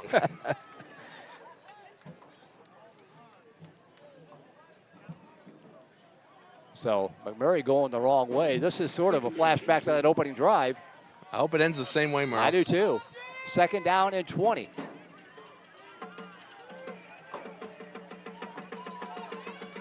Dropping back hole. Dumps it off, setting up a screen pass, complete here on the edge, cutting it back under the 10. A good play there by the Pirate defense. Not fooled at all. Is that as the dime 92. man, number 10, Yeah. Jalen Levine, read that the whole way. He knew if it was easy, it was cheesy. He knew the running back was right behind him. Didn't make really the solo tackle, but he did enough to cause enough havoc to bring the guy down and let his team do the rest. Braden Cundiff in there to finish him off. Short gain there is third down and 18. Chance to get off the field and give the ball to your offense in good field position. Don't forget, Pirates get the football to start the second half, which is 7 minutes and 55 seconds away. Oh, drop it back, swings it out right side, complete to the 15, to the 20, and knocked down right there at about the 22-yard line. Great open field tackle. McMurry coaching staff wanting a horse collar, but they're not going to get it. Yeah, I thought maybe that far side ref with the McMurry coach in his ear was going to call something, but a great solo tackle, like you said, Merle. It's going to force a punt here for McMurry. However, you never know with week 1 how special these special teams can get. Yeah. Watch the fake. Yeah, the McMurry coach getting a little bit of leeway there from the refs. Yeah, hey, they are in his ear over there on Yeah, that far they are. side. Well, actually, I think they were yelling at someone to get on the field. Either way, yep, they're going to be forced to take a timeout because of that. 7 minutes to go. Noah Long will receive the punt when we come back. Well, I have to say, it didn't look like it when we got here, but if we have to be outside, this is a great atmosphere here. What do you got, Chuck? This play, the ref on this side said, ugly but clean. Ugly but clean. I'm going to get T-shirts printed up with that. I'm going to hold my tongue on that one. Yeah. There's a lot I could say about that one. A lot of metaphors, a lot of analogies, but I'm going to hold my tongue. There's SNL skits written all over that. This is a family-friendly broadcast. No, I think what you're seeing is the emotion not only showing on the coach, right? It's just sort of bleeding over to his players. They need to kind of regroup. Yeah. Or maybe not, because I kind of dig that they're out of control. So the punt unit on. Owen Painter. Actually, it's Rodriguez again, I believe. It is Rodriguez.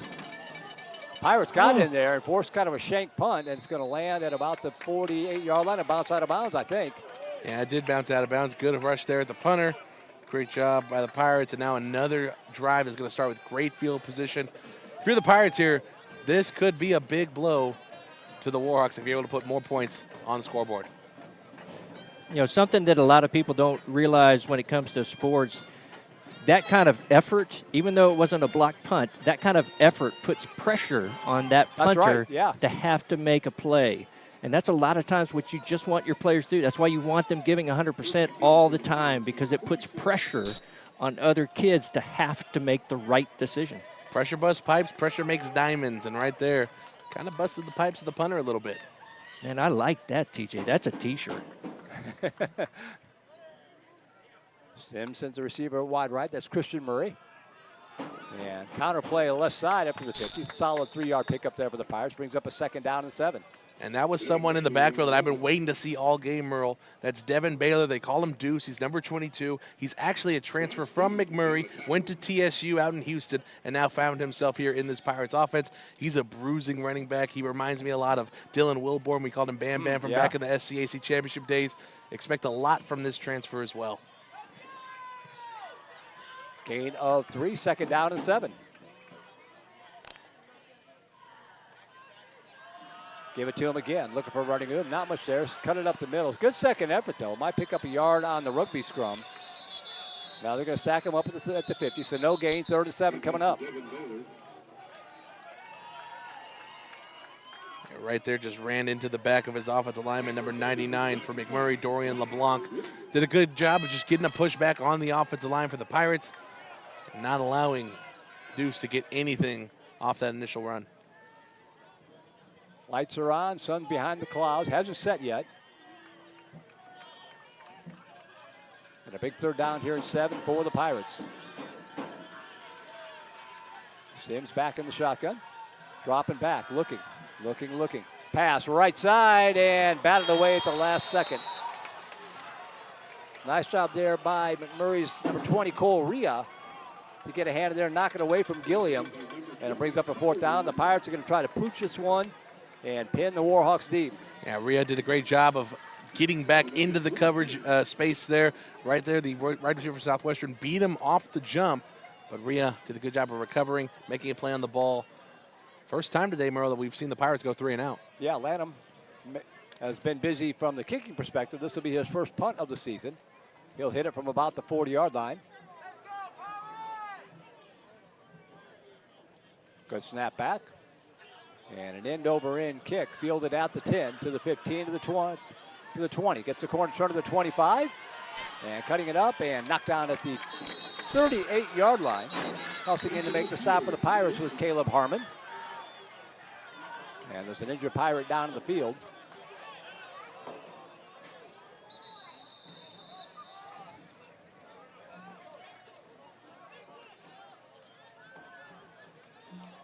.5:14 to go. Opening half. Southwestern up 24-13.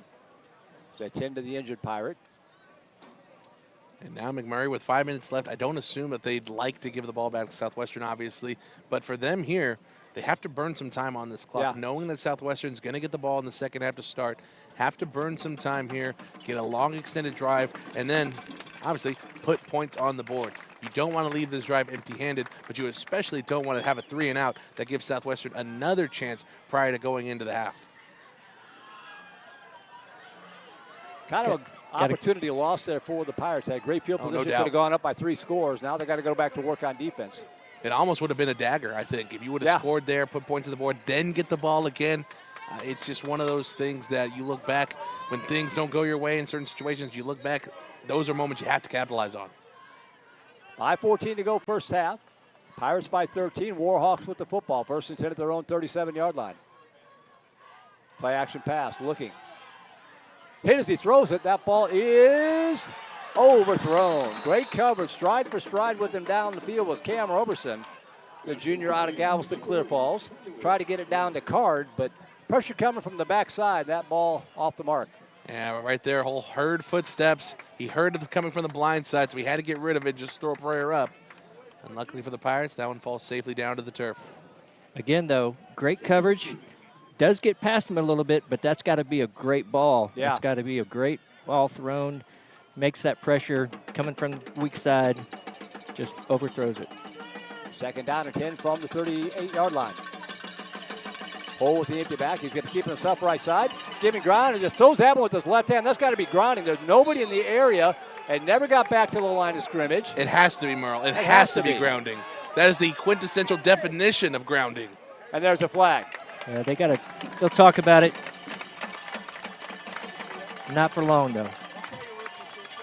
Talk about a kid running for his life, Merle, just trying to avoid going down to the turf there.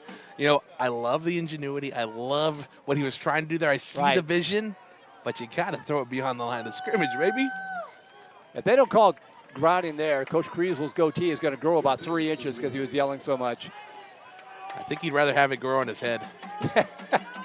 I wasn't going to say it.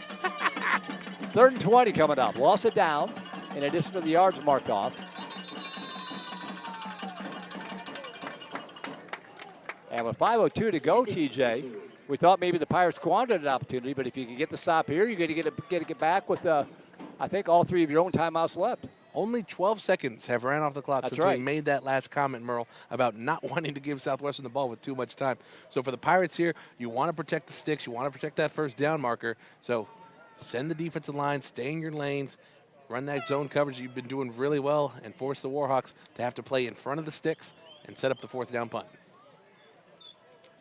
Thank you, Skyler Gillespie, our QA, keeping an eye in and ear on the broadcast. The email's still open, supirates.fb@gmail.com. Surprised we haven't heard from Nick Mass' dad there yet. Yeah, Merle. yeah. It's not a Pirates football season until you hear from them. You know what I found out? Coach Mask, he's a native Texan.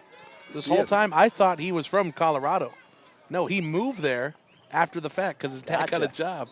The more you know, Merle. Yep.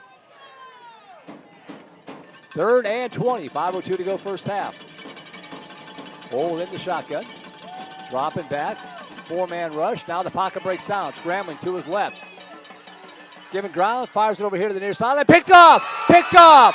Intercepted by DJ James. Both feet down with the tightrope on the sideline.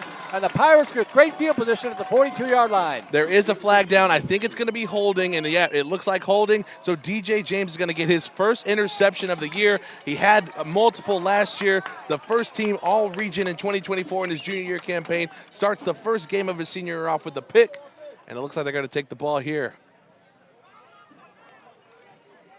He got not just one. He got both feet down. That was great concentration by James there on the sideline. Well, he's such a nice athlete, Merle. I mean, he's one of those guys that you throw the ball up to him, he's going to come down with it more often than not. And right there, he just knows where his body is, knows where his feet are, comes down with the catch, and gives his team, again, great field position to start. Well, you mentioned earlier, TJ, having the rush from just 4 players, being able to get pressure back there and cause that kind of chaos with just 4 guys really opens it up for this back 7 to make a play like that. It's unheard of almost, and right there, that's the first time we've seen even a stunt, a twist from that front 4, and it caused enough havoc to allow the pick to happen and give the team the ball here. First down, Pirates at their own 43-yard line with 4:51 to work with. Play action pass. Sims rolling to his left. And a flag comes out. We're going to have holding as he throws it away. And Sims just trying to get away. But the hold will set the Pirates back 10 yards, bring up a 1st and 20 as they'll replay the down. And right there, the Pirates were looking to get a quick hitting pass over the middle. And unfortunately for him, not able to do so. There was great coverage on the outside from the Warhawks. And so in doing that, Sims had to scramble out of the pocket. His blockers didn't see where he was going, held onto the laundry a little too long, holding on the Pirates. Coming up at halftime, we're going to hear from Pirates captain Jamir Martin. Sat down with him earlier in the week, talking about his expectations for the season. Very quiet young man, except on the football field. Wants to go to med school. That's awesome. That is cool. That's awesome. Draw play up the middle. Breaks a tackle. 35 and hurls out to the 39-yard line. Gets about 7 of it back. And that'll bring up a 2nd down and 13. McMurray's trying to say that the ball came out and they recovered it, but most of the refs here are on the same page. 2nd down Pirates. Good draw play there just to get some back after the penalty. Tyson Williams on that carry. Michael had some great insight there. If we had a microphone on that holding play, we could have heard some really cool things coming out of the coaches up there. Yeah. That's true. Some of them are even suitable for a family show. 2nd and a long 13. Play action. Sims swings to the left side, complete to the 40, 45, and out to the 46-yard line. Makes it a manageable 3rd down at about 4 on the pass to Graydon Thompson in the left slot. First time we've seen that look today. Counter to the right side with the play action. Quick hitting screen play to the left. It's just another look that the Pirates have in this new look offense, essentially, that's going to continue confusing defenses all year long. Another great 2nd down play there. Makes this a lot more manageable here on 3rd down. And with the clock running down, and with how good your defense has been, this may be 4-down territory, Merle. That's a great point. Hopefully you won't need it. 3rd down, let's call it 7 from the Pirate 46. One receiver left, 2 to the near side, dropping back, rolling right. Swing pass, right side complete. 45, 50, puts a shoulder down and bangs at the 49-yard line. Going to be just a yard shy of the 1st down on the swing pass to Tyson Williams. And an interesting call here for Coach Creel. Clock's still running down. I heard punt coming, and it looks like the punt team is going to go out there. Well, we're inside of 3 minutes to go. Don't forget we'll have the 2-minute timeout. So for now, at least, Chase Lanham on to punt it away. They might try to draw him off here with a hard snap count.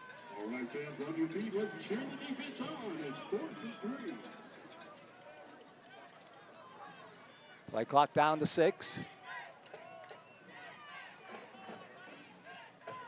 And they do indeed punt it away. Beautiful punt this time. High, booming punt. Fielded at the 7. To the 10. Reverses field to the 15. Cuts it back up to the 20. And going to be knocked down at about the 18-yard line. Much better punt that time, TJ. It had hang time, and that allowed the coverage to get down to it, and you saw the difference. Yeah, really nice punt there. Allowed, again, like you said, the coverage to get there, and they did a great job of not falling for the jukes and just staying in their lane, making the tackle, and pinning this Warhawk offense back deep. Who has been struggling. Yes. And hopefully we'll keep it that way. And, you know, just given the struggles they've had offensively, especially in the passing game, we'll see here how they want to approach this. Again, 2 minutes, 24 seconds left. They didn't run much time off the clock the last time they had the ball. 3 incompletions here, and you only run 20 seconds off. The Pirates are still going to be aggressive when they get the ball back. So you have to be smart here if you're McMurray. Hold in the shotgun. Looking right. Now pocket breaks down. He's got to scramble, get what he can get, and it's not going to be much. Maybe out across the 20 to the 21-yard line. Pirate defense collapsing on him. Just nothing back there, TJ. No. Because the front 4 creating all that havoc. Nice coverage on the back end. Quarterback has nowhere to go. And they were looking for the stop-and-go route on the top of your screen, but DJ James, we know how good he is in coverage. He didn't fall for it, so the quarterback just had to say, I guess I'll try and get as many yards as I can. 2-minute timeout. 2 minutes to go. First half, 24-11. And maybe let's go ahead and see some of our sponsors here, Trey, if you've got that handy. We haven't taken many breaks.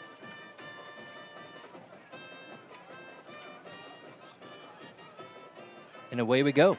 All right.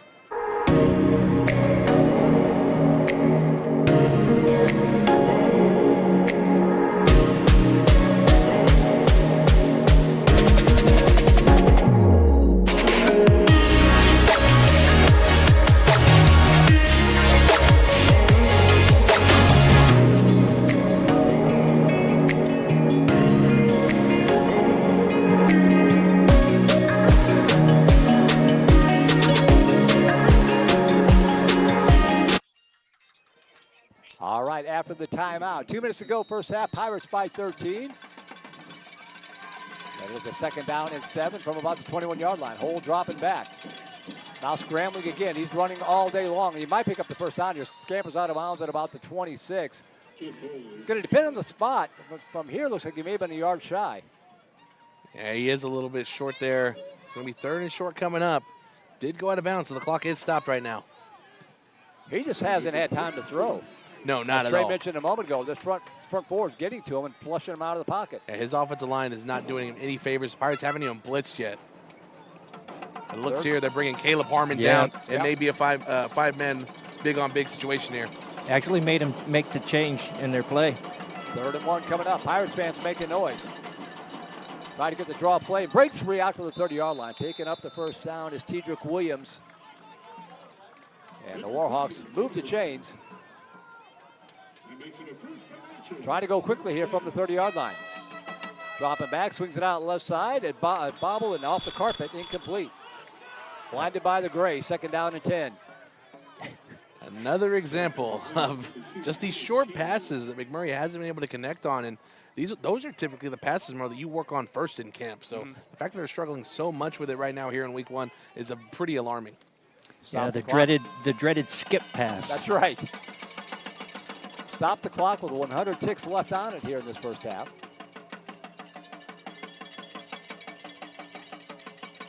Dropping back, looking. Has to step up again in traffic. Pass over to the right side and incomplete. Good coverage downfield by J.P. Reyes. Really nobody in the neighborhood for McMurry.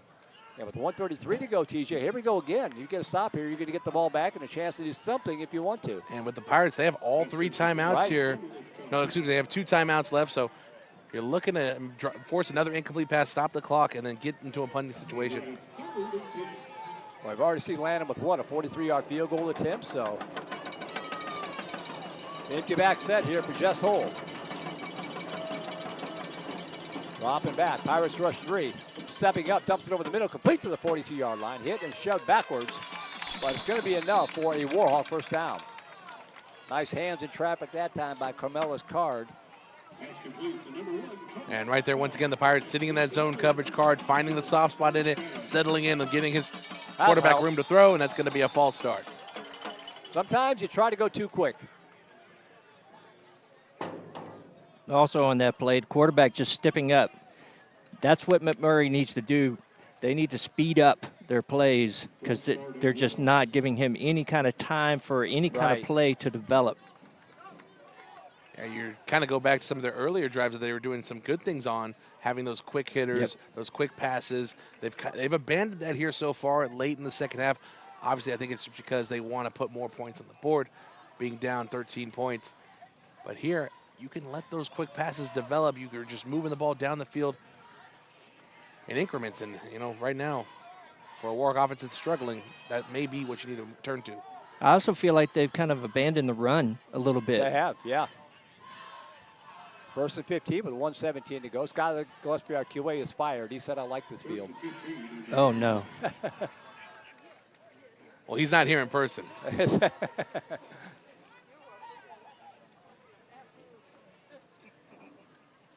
It's unique. I'll say that about it. It definitely is. Not sure what's happening here. I'm not sure either. TV timeout? Speaking of TV timeout, just a little while ago, Mr. Michael came down and got a nice little shot of our little group talking. So, all right. Yeah. Sweet. Post that on Instagram later. Not what we expected what we got here, but we're making it work. Well, we don't have TV. We don't have faces for TV. That's right. Pass over to the right side, complete up to the 40, to the 45, and shoved out about the 47. That's going to set up a, second down and about 8 yards to go with 54.3 seconds to go.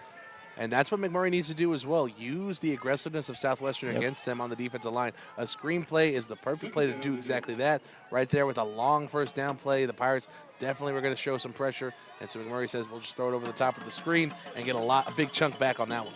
Yeah, you might see the Pirates make an adjustment to that. Second down and 8, moving at the line, but no flag. Play clock down to 10.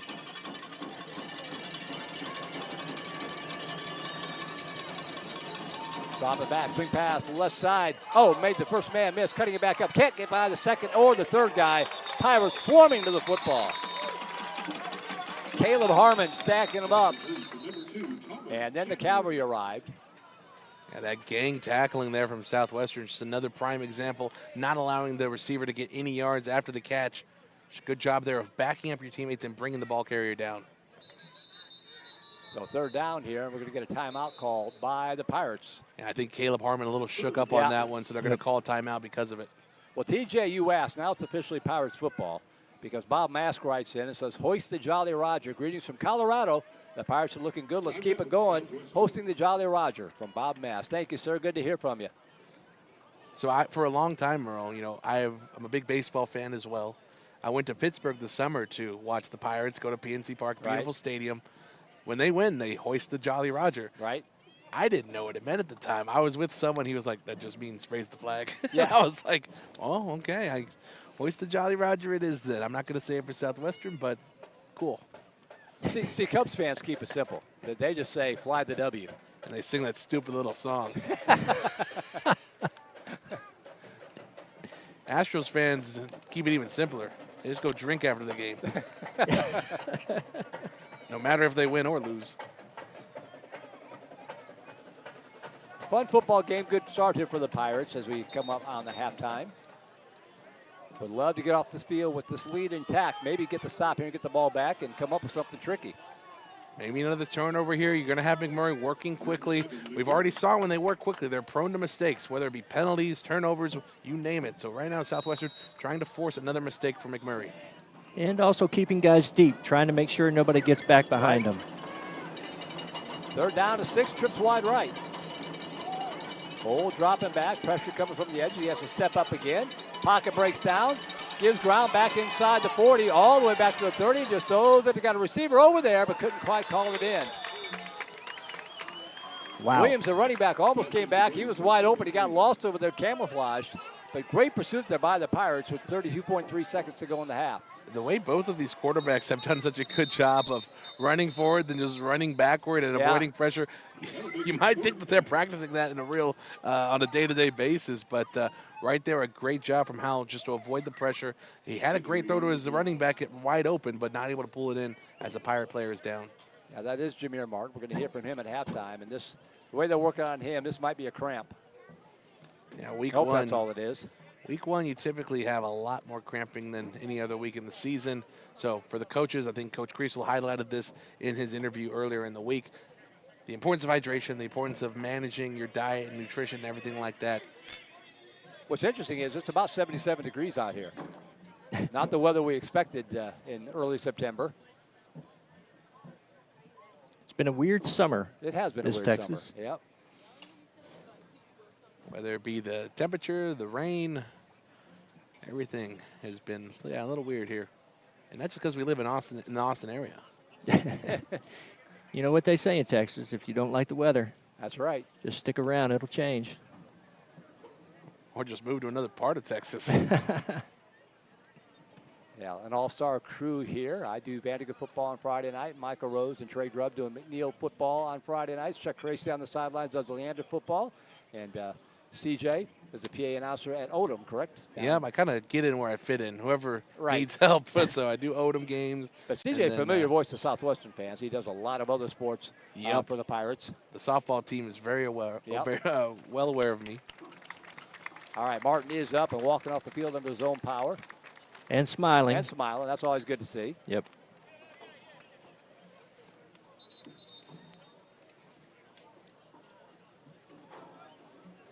So with 32 seconds left here, Merle, I think when it comes to this next drive, it all depends on where this return goes. If it's going to be deep back in Southwestern territory, don't think we'll see Southwestern do too much. They might just kneel it, go into the half. But if we can get a good return, there's no one back, so maybe they're going to try and put some pressure on this punter. We're down at about 6. They're expecting a fake, they're or they're playing set the up fake. for a fake.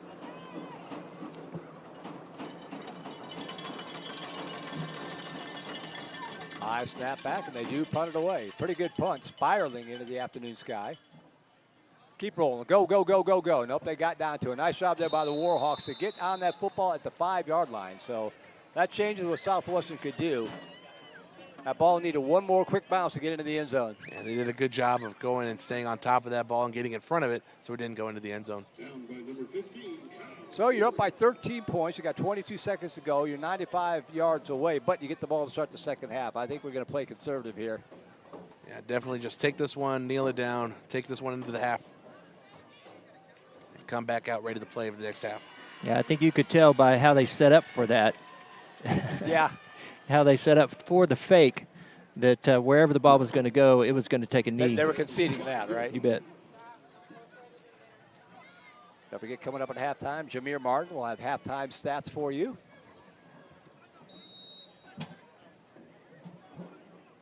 Chuck will catch up with Coach Creel.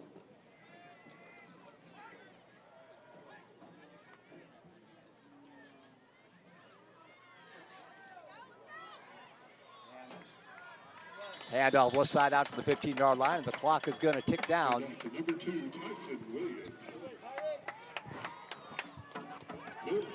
I don't think the Pirates are going to run another play, so we have reached halftime. And we're going to hang here for a couple minutes, Trey, because Chuck's going to intercept Coach Creel on the way to the locker room. So we'll get Coach's thoughts here. If we can get him on camera, if we're not blocked here by the fans.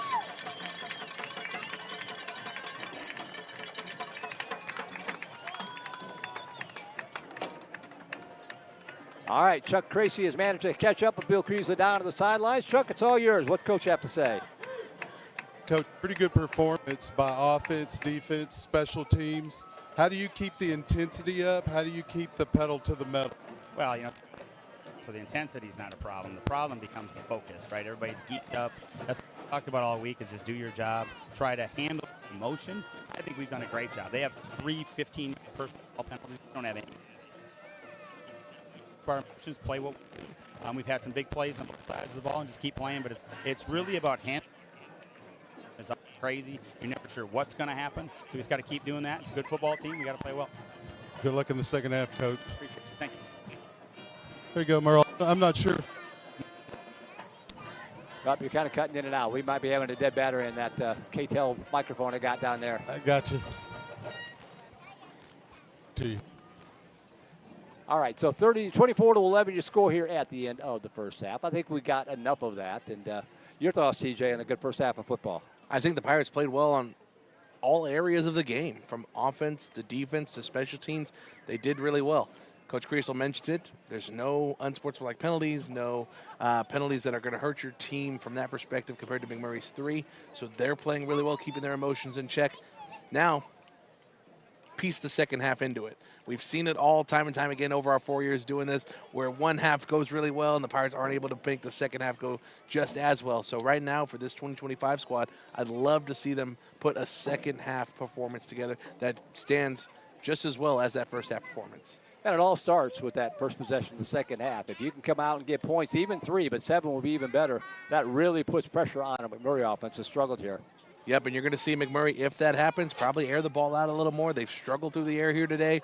And so if the Pirates are able to put points on the board, it could spell the end of the road for the Warhawks. Yeah, I mean, that's what you want to do you want to make a team one-dimensional. And if you can make a team one-dimensional, then you have a leg up on them. There's going to be some changes, right? They're going to go in there. They've been looking at film. Coaches are going to have some ideas. The players are going to have some ideas of things to try to do.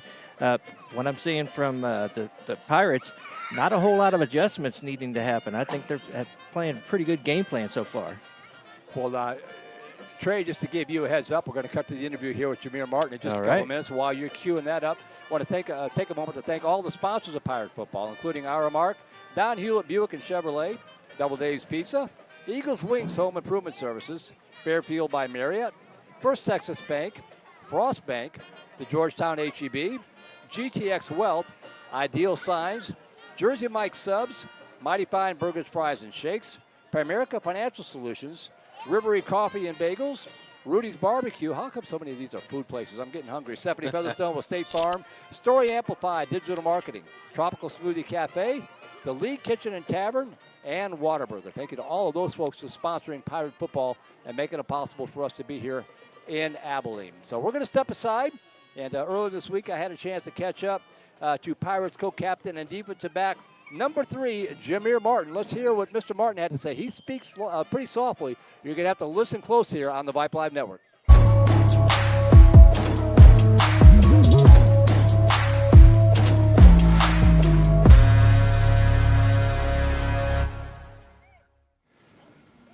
And we're pleased to be joined by the captain of the Southwestern Pirates, defensive back Jamir Martin. Jamir, thanks for taking the time to join us this morning. Thank you for the invitation. Well, it should be fun. Another season here of Pirates football. You guys are coming off a 4-6 campaign. What are your thoughts looking back on last year's team? It was a lot of talent, well-coached team that we just didn't really live up to the expectations just due to the culture that was established with Coach Creel having his first year as the head coach. It was something that was, that missing link. And so, going into this next year, we're hoping to reestablish that culture identity crisis. Yeah, looking ahead to this 2025 campaign, what are you looking to build off of from last year? What are you looking forward to the most heading into this new year? Yeah, so we have the talent, we have the great coaching from this coaching staff, and so what we really wanted to ask ourselves was, what do we want to be defined as? And that was the winning culture. We want to establish that early on, and that's just not going every week like winning the game. It's just those habits that we do every day, like winning every repetition you can do, or winning the practice, doing the best you can every day. And if we are blessed with the opportunity to win the game at the end of every week, we're grateful for that opportunity. But winning the day is what's most important. Right. Looking back on your career over the years, I noticed in high school you played running back, you played some linebacker. What was it like making the transition, first of all, from high school to college, and then the second part, we'll follow up after that? I would say, the high school to college transition was more of a mental, jump you had to make. It was, understanding the game at a faster rate, being able to just kind of comprehend things, at a different pace. So that was the biggest kind of challenge for myself, and then just, pushing through, because as a freshman, you're not really going to play a lot. And so, that kind of mental challenge, I guess you would say, was just, something you had to overcome, and that's something like freshmen for this team as well are trying to overcome as well. Yeah, I mean, that's a big deal, right? I mean, if you're playing college football, if you're playing at the next level, that means you're probably pretty darn good in high school, so a lot of playing time. Talk about that adjustment a little bit to having to sit back and watch other guys play when you'd rather be out there playing. Well, it's a very humbling experience, I would say. But we've come together as a family, as a team, and so, sitting back as a freshman and watching these people play, you want them to do their best, and you wish them the best. But if your opportunity does come along, you'll take full advantage of that. And so it's something that you learn from. It helps with not having a super big ego, and you understand that this game is not forever. You won't have that opportunity, and so taking advantage of the time you do have is vital in what we're trying to accomplish and what our personal goals are. And I would imagine part of that, I mentioned you played linebacker, running back in college, making the transition to defensive back. Did you play any of that at all in high school? Talk about that process a little bit and that sort of leap of faith. Yes, sir. So I played probably like 5 games at safety, so defensive back, but most of my time was spent at linebacker and running back. I transitioned to the defensive side my sophomore year at Atascocita High School, and then once I transferred to Cleveland, I played both sides, running back and linebacker. And so going into my senior year, I played about 5-6 games at safety, and you know, it was similar to linebacker in some ways. I was the strong safety, so I come down into the box. But now, being in college, it's more free space. You got to be able to, you know, just adjust to the offensive players, make plays in the open space. And so it was a challenge at first, especially freshman year. But as I've got more experience with the position, it's just become something that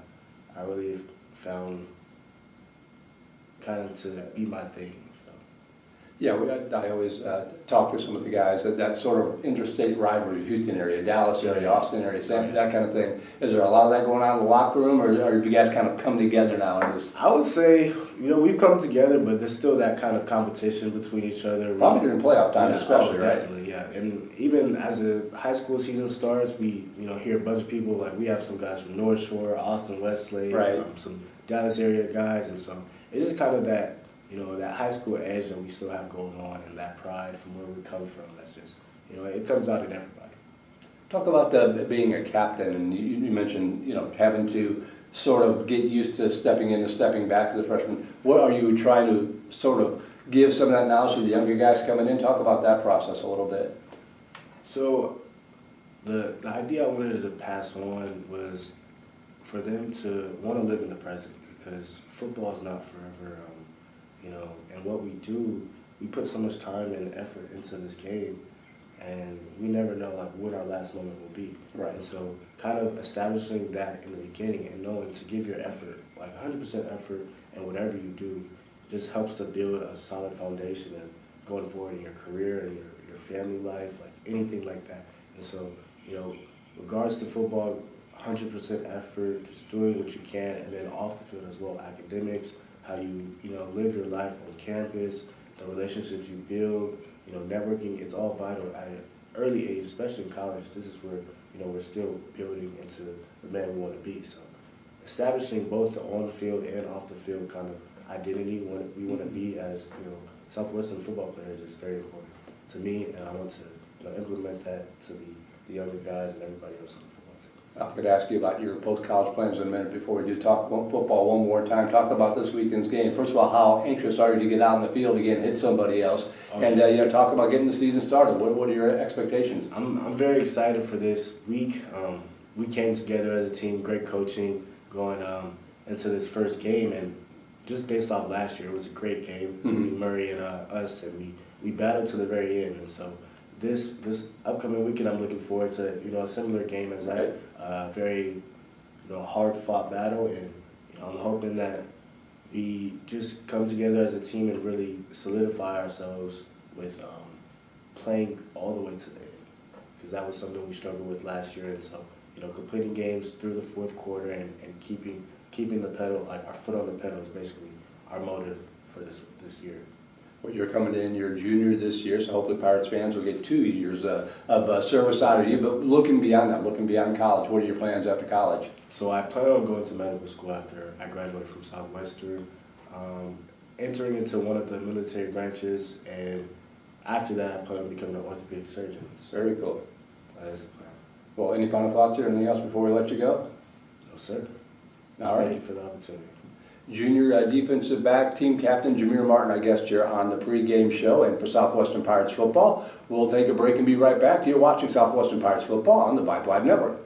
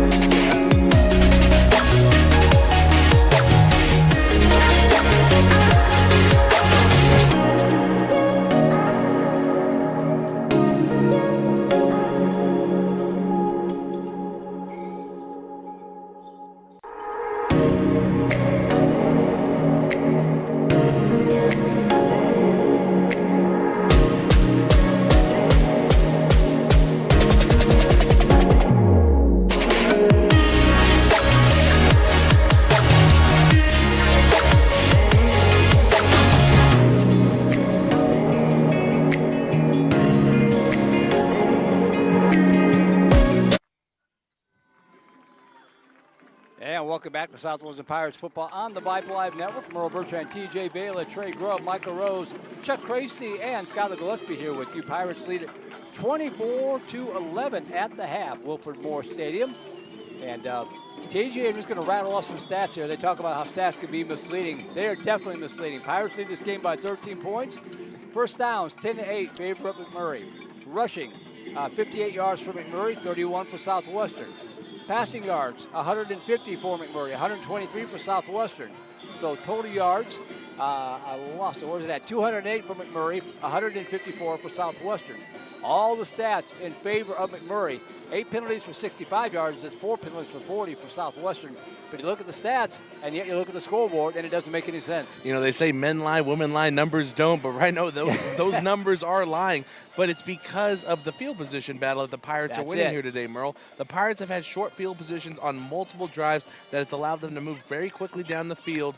And along with that, we had the defensive touchdown to boot to start this game. So for the Pirates, they've just been winning that position battle on the field. The Warhawks have started so deep in their own territory that they've had to work all the way down the field, and they haven't put it in the end zone on multiple occasions, coming away with just 1 field goal and 1 touchdown. So for the Warhawks, if you're going to go down the field, you might as well put points on the board. For the Pirates, here in the second half, continue doing what you're doing. Force those short fields, out-physical your opponent on both sides of the ball, and you're going to come out on top, and who cares what the stats say at the end of the day. And the correlator to that, Trey Grubb, the turnovers.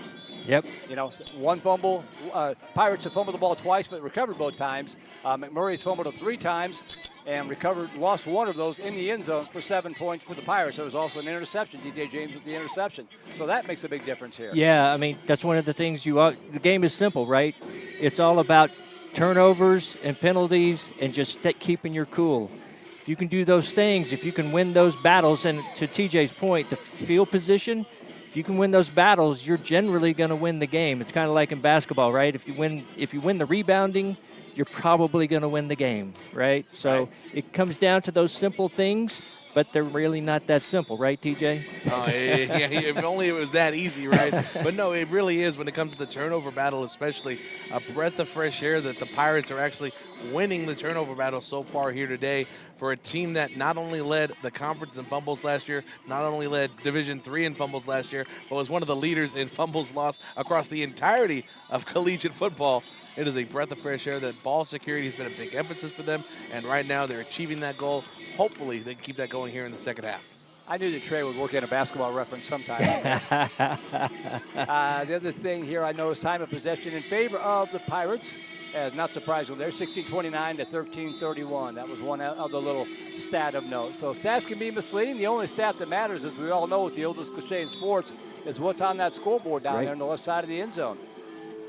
So hopefully the Pirates with the 13-point lead can take this opening kickoff of the second half and boost it up to a 3-possession lead. That would start to look pretty darn good. Or at minimum, keeping that field position going, right? Right. Just at least have a drive. If you got a punt, stick them deep and try to keep that field position going your way. Put pressure. Continue to put pressure. It's going to continue to build as the game goes along, especially if they're down 2 scores. And one thing I'll add on top of that, Trey, time of possession. Continue chewing out the clock. This first drive here is going to be especially important. Take time off the clock. Wear this defense down. Right. Take the will out of their body and send them home early. Yeah, we got an email here on supiratesfb@gmail.com from Tim Young. Says, great job in the telecast, guy. Giving a shout out to my son, defensive back coach, Southwestern alum and former Pirate Andrew Young. Go Pirates. Proud dad and Pirate fan, Tim Young. And TJ, you're a former Pirate yourself. We heard Coach Creel talk about it in the pregame show. How many of these Pirates come back and coach? Coach Young, Coach Mask, adding Coach Hicks, former quarterback for the Pirates. I mean, that says a lot about the program when guys want to come back and stay involved after their playing days are done. No, it really does. And think about this, Merle. Since it was feasibly possible, since our first graduate here in the modern era, there has always been a Southwestern alum as a coach at Southwestern. Right. It started with Coach Nick Mask in 2016, moved to John Bishop. Nick Kelly has been here. We just got Brian Hicks and then Andrew Young. We call him AY. We have Alex Fawn, a former player, as a volunteer coach. So there's so many alumni involved in this program. And when it comes down to it, obviously I'm an alum, and then there's so many alum who are not directly involved with the program, but they let their voice be heard. I know I talked to a lot of guys that I've played football with over the past few years, and they're just so excited about not just this team, but this coaching staff and how it represents everything great about Southwestern. And a lot of guys are going on and coaching in high school. Brian Hicks coached in the Houston area at KDSD before coming back to rejoin the Pirates. You mentioned Nick Kelly. He's out of Dripping Springs right now. So guys come on, touch base with Southwestern, go on to other things, come back. It's just it's something you don't see a lot at the big school level. You really don't. I mean, there's guys I can immediately, David Brandenburg, he's coaching down in Bastrop. Tate Shore, he's coaching up in Ohio at Heidelberg University. So there's so many guys. Davin Masur, he's coaching in high school too. There's so many guys who are so football smart, so football savvy, and they care about not just what they're doing in their professional life, but they care about this program because it helps shape them, and not just who they were as a player, but who they were and became as men. Yeah, actually, exactly. It's all about culture. And if you can build a culture that spans generations of people that have played on the team, that says a lot about the school. All right, it's a good kick on the ground. Oh, good hands up front at the 45-yard line. That thing was a rocket, and I think it was Devin Baylor, the running back. It's just smothered that thing like a live grenade, and the Pirates will have great field position to start the second half. Yeah, we got pretty lucky there, the squib kick, but able to be recovered there by the Pirates. Great hands there. You don't typically see that early on, especially when it's screaming by you. The special teams coach tells you, hey, let that go to the second level. But Pirates get a good break and great field position once more. So hopefully you can take advantage of it. This is about where they had the ball after the interception and weren't able to capitalize. Let's see what they do here. Yeah, I think that got both our camera folks here. We'll blame the turf on that one. Coffee will walk a long time that ago. ball got on him quick. It did, man. That was some really quick reaction there. Thank goodness. They tacked on 5 yards, so there must have been a penalty on the kickoff. So it's 1st and 10 Pirates at the 50-yard line. I didn't see the flag, but we'll take the 5 yards. Sims, straight ahead handoff. Phillips started out the game well and has been kind of quiet as of late. And the McMurry defense swarming to the football. No gain in the play. 2nd down and 10 coming up. And he's only been quiet, not because of how he's played, but because of how well the other running backs have that's played. Exactly right. You have Deuce, who's come in really well. You have Williams, who's done a really good job as well. So it's just a deep running back room that gives a lot of options to the assistant head coach and offensive coordinator, Coach Nick Mask. And so he's going to ride with the hot hand more times than not. Gain of 1, 2nd down and 9 coming up. Trips to the near side. Now receiver lines up in the slot. Play action. Sims rolling right, fires over to the right side, and a sliding catch made at the 39-yard line. Going to be shy of the first down, but a great effort there by Blake Garcia to make it a short 3rd down play. And a great route there from Garcia on the outside, watching his quarterback scramble out of the pocket, working back towards the ball and avoiding the defender, and a great diving catch made on the outside. Helps his team now get to this 3rd and short situation. So a big 3rd down here for the Pirates on this drive. 3rd down and a long one from the 41-yard line of the Warhawks. Just underway second half. Pirates have led all the way. Look at already, Merle. The McMurry defensive line, hands on their hips. They're already looking a little gassed early on there in the second half. Again, though, selling out on the run. Sims. Handoff, and that time they get penetration in the backfield and wrap up Phillips for a loss. That's going to bring up a 4th and 3. Kind of a no man's land here. I would expect to see the Pirates go for it from the 43-yard line. And not what you wanted there from the Pirates. It looks like they are going to bring on the punting unit. That was the right tackle, Tristan Clinton, the freshman. We talked about how there's going to be 2 freshmen starting here due to the injury to the sophomore center, Matt Diostados. And so right there, I think that's another example of a young guy in, didn't see the blitz coming from the outside, and a 3-and-out forced here from the Warhawks to start the second half. So looking for a short coffin corner punt here from Chase Lanham. Good snap, and he angles it towards the corner. And a fair catch called for and made at the 7. Now that's a mistake. Yep. That new rule was put in. We were just talking about this last night on the Vandergit broadcast. One receiver received the punt. The other one waved his arm in the air. Used to be able to get away with that. Now it's an automatic fair catch if anybody raises their arm up. Yeah, and it just goes back to the player safety. I mean, you can't be out here trying to hoodwink the other team just by faking a fair catch. I mean, there's other ways to get yards. McMurray's struggling to find those ways, so they're trying to find, the cheaper ways to do so. Well, it's also a mistake to even field the punt. Inside the Once you're inside the 10. I don't know why they're fielding that at all. And that's multiple times they've done that now. Maybe they got confused by the field. Even Merle's getting into the jokes. That's how you know the field's bad. Just helps the refs out, you know.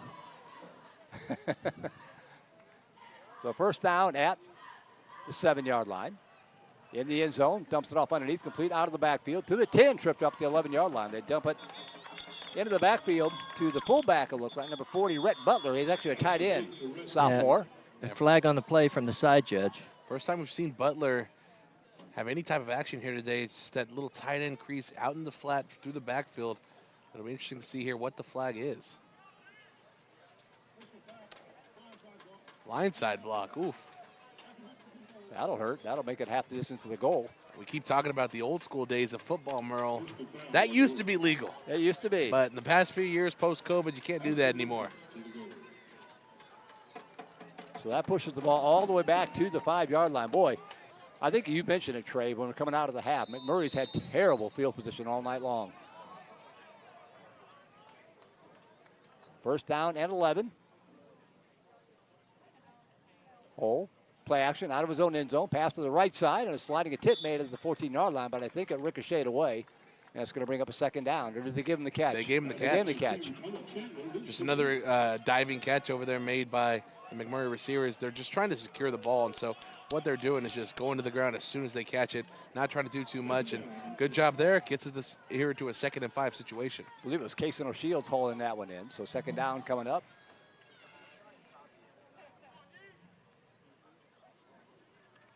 Play action, pass right side. Good looking play again out to the 20, the 25-yard line. They found something here against the Southwestern defense. Those quick hits out there on the right side. I think they have found the only thing. Yeah. Yeah. If Southwestern's going to continue sitting in the zone coverage, this is the exact type of read you'd expect McMurray to make offensively. Run these quick hitch routes, take the 5 yards they're going to give you, and keep taking them to keep getting first downs. Yeah, they're just like they're just like running plays, those quick outs. Yeah. Got themselves out of trouble. First down and 10 at their own 26 out of the shadow of their own goal post. Hole in the shotgun, 2 receivers near side. Handoff up the middle, and a pretty decent hole this time, one of the better ones, but it closes quickly. It's going to give you a gain of about 4 yards on the play. Tedrick Williams on the carry. Going to bring up a second down and 7. It's still a good push there defensively from the line of Southwestern. Just not able to make the play in the backfield. Williams did a good job adjusting his body and just getting some positive yards out of that. Second down and 7. Hole in the shotgun again. Dropping back, rolling the right, giving ground in trouble. Steps up, and he can't get free. That's going to be a sack for the Pirate defense.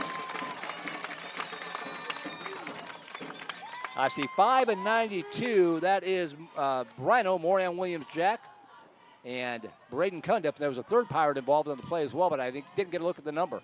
First sack of the day. Very surprising that is the first sack, given the amount of pressure that Hull has been under rest here today. But Rhino, again, showing pressure, and Braden Cundiff, emerging sophomore here for this Pirates defensive line. Third and long, chance to get off the field for the Pirate defense. Yeah, I'm sure you saw it, TJ. A lot of shuffling around there right before they hiked the ball. Probably confused that offensive line. Dropping back, Hole. In trouble again, rolls to his right. He's going to tuck it under, and he's going to get out to the 33-yard line. Going to be a couple yards, maybe a yard shy of the first down. Not quite enough. Good run by Hole to make it close. But it's 4th and 1, and decision time, and the punting unit coming on. Yeah, I mean, I thought maybe they'd try to go for it just given the situation, but you don't want to give even better field position here for the Pirates. But for them, watch the fake here. You never know what McMurray could do here to try and gain momentum back from the Pirates. Yeah, watch the fake, watch the hard snap count. Pirates have to be disciplined here on a 4th and 1.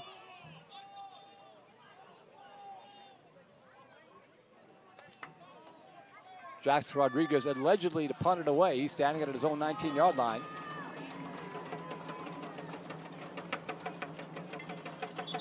That's going to be a penalty. The receiver on the bottom side was not set. Oh, he wasn't set. Okay.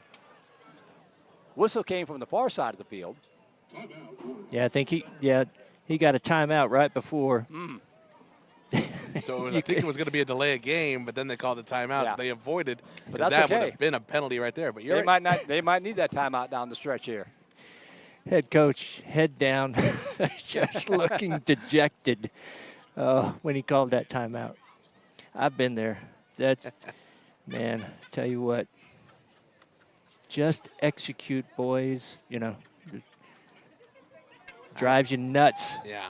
I haven't been there as a coach.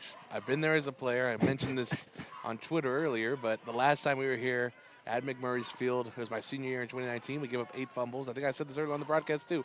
That was one of the only times I felt like, man, nothing is going right. Yeah. Everyone's down. But again, somehow we came out on top.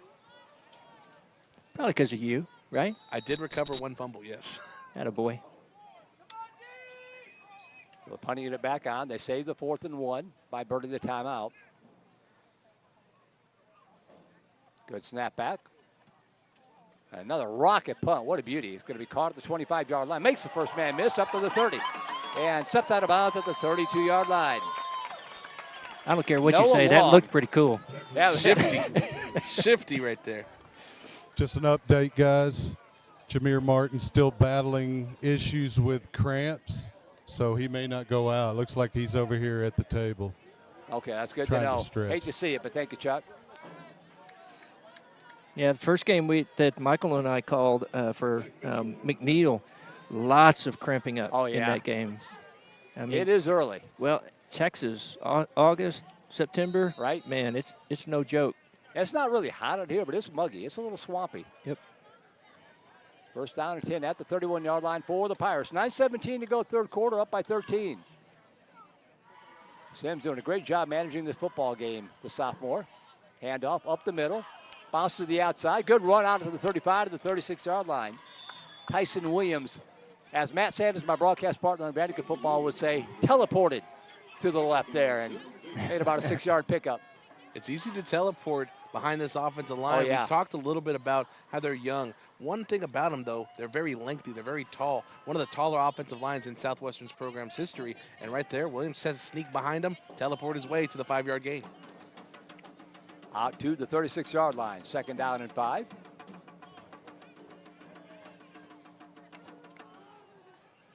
Handoff up the middle again. Tripped up and maybe picked up a yard. Coming in from the backside was Dude West. What a name. The 5'10 junior out of Centerville, Texas. Knee touchdown for no gain, so 3rd and 5 coming up.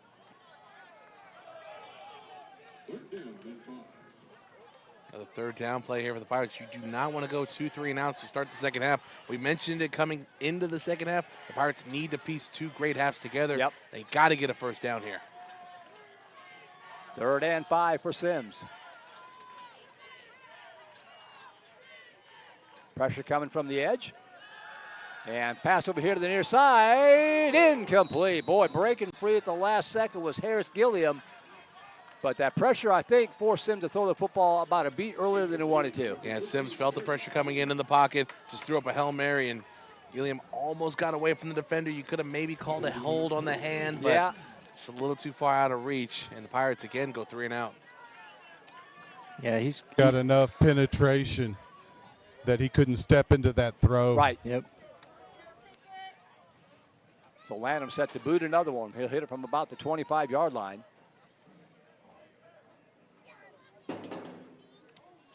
And another beautiful punt. End over end. Lands, takes a pirate roll inside the 15-yard line. Giving ground up to the 20, the far sideline to the 30. Head of steam, cutting it back up to the 40. A big hit. Wow. That was a collision.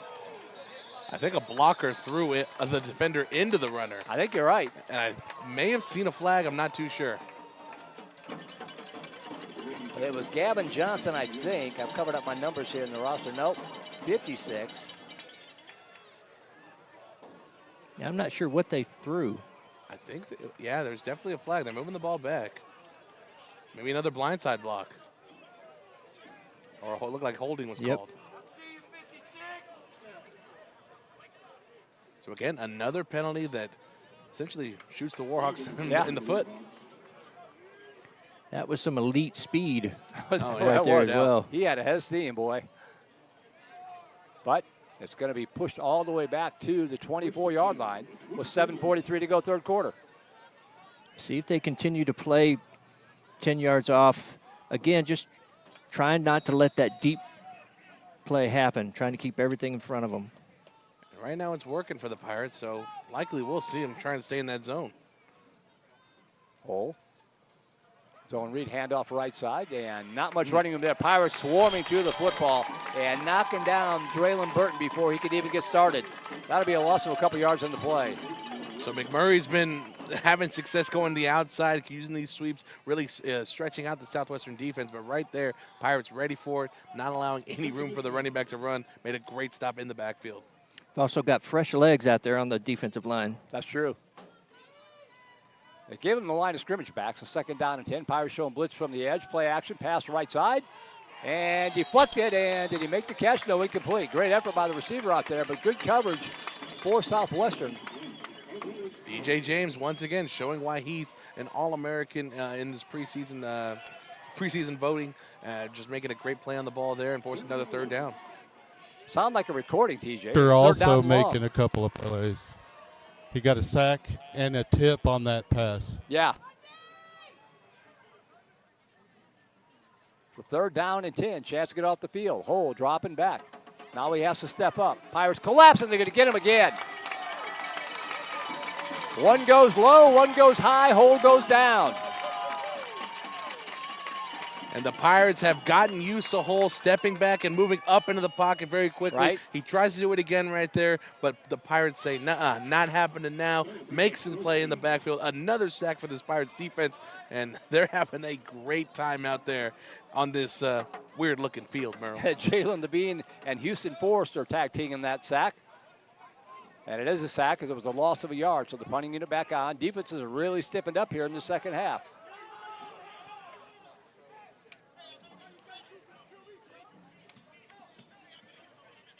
Low kick this time. It's returnable at the 38. To the 40. Ooh, big hit there at the 43-yard line, but still about a 7-yard return for Noah Long. And the Pirates, once again, starting a drive outside their own 40-yard line. And right there, the defense coming off the field, it sounded like they were trying to hype up their offense, trying to just get them some momentum. The defense playing really well right now, but the offense, 2 3-and-outs to start this 2nd half, and the defense just trying to show them, like, hey, we need you to help us out here, get some points on the board, give us some time to rest, and really just kind of put this game away so we don't have to go so hard anymore. I was just going to say, it feels like if you can get one more score here, this game would be not safely put away, but heavily in the Pirates' favor. But you got to get it first. Do you feel like they're going somewhat conservative, TJ? Compared to the first half, it feels a little conservative. I would say they're sticking to the game plan, which is trying to run the ball and get positive yards with these 1st down plays. McMurray is just executing very well right now. Yeah, trying to do a reverse there, and that play just took too long to develop. And coming in was Cole Rhea to wrap up Graydon Thompson. Almost a collision on the exchange from the running back to Thompson coming around, and that disrupted things. And right there, just another example of McMurray kind of smelling out the play from the Pirates, executing very well, staying on their assignment. They're not getting faked around by the end arounds, and their big play in the backfield. Now the Pirates more than likely have to put the ball in the air. Loss of 7, so 2nd down and 17, back at the 36-yard line. 5.5 to go, 3rd quarter. And we're going to get whistles blowing here. No. Clock thing, I think. Yeah, that was a weird stoppage.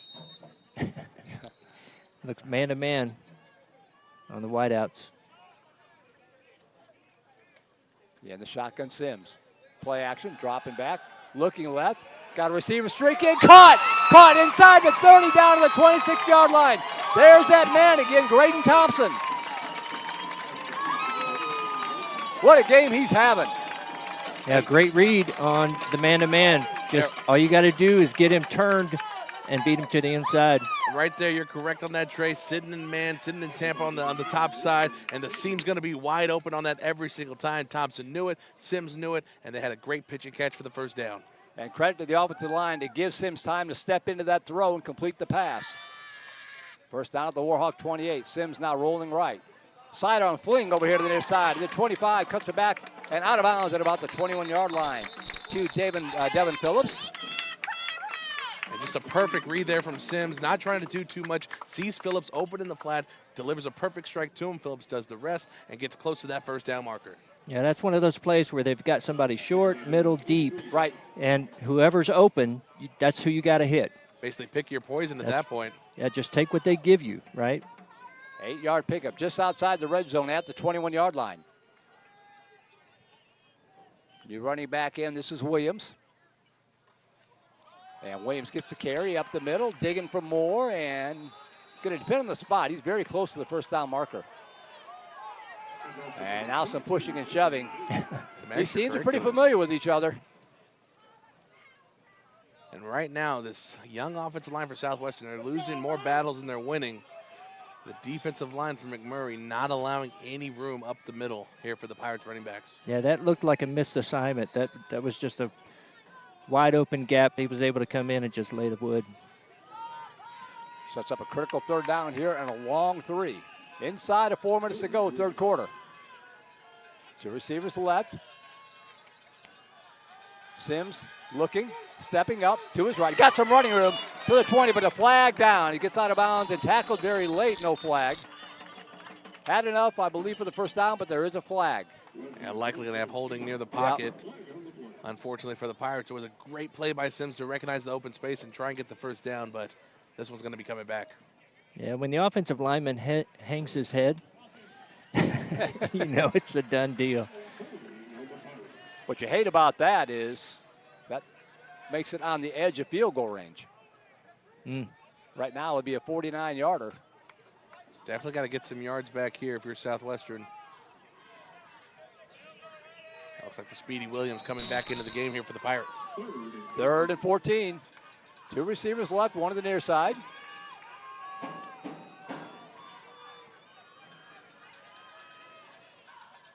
Sims in the shotgun. And a draw play. Bounces left side. Hurdles it inside the 30 down to the 28-yard line. Solid pickup of about 4 yards to make it 4th and 10. And it looks like we're going to see the field goal unit here. And with the field goal, it'll still be a 2-possession game if we're able to put it through. But it would make it a little bit more difficult because the McMurry would have to get 2 two-point conversions on 2 different touchdowns. But first, got to put this one in. So Chase Lanham. This will be a 45-yarder from between the hashes.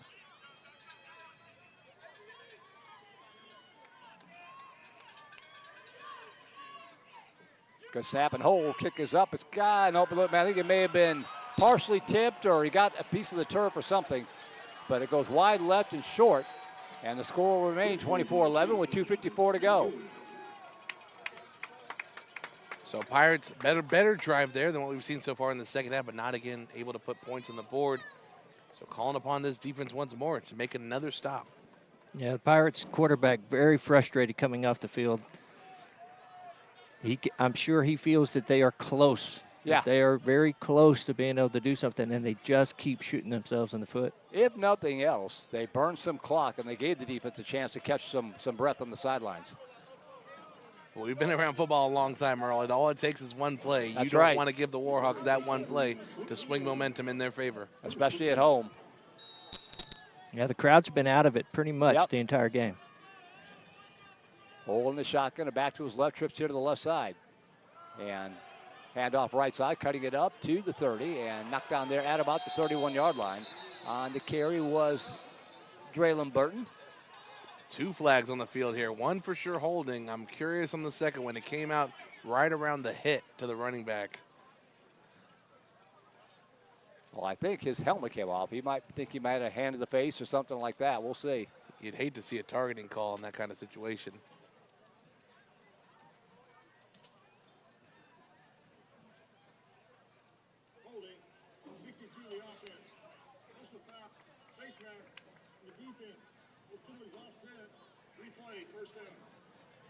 And my wife says I get to right twice a day, and I just burned one on that with the offsetting penalties.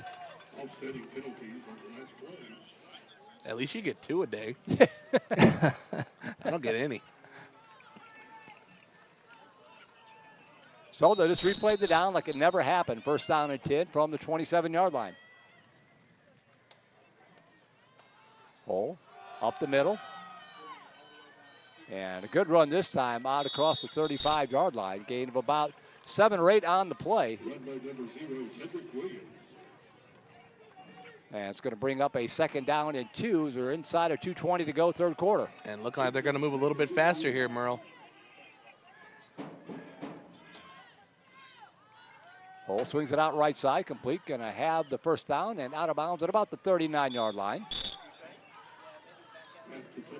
So 2 quick hitting plays of the running back right up the middle to get 7, and then the easy dump pass to the outside to get the first down. McMurry here moving very quickly, and for a defensive line that is as deep as Southwestern, I mean, it's going to be fine, but they're likely a little bit gassed out there. Tedrick Williams on that previous play. First down and 10 Warhawks at their own 39-yard line.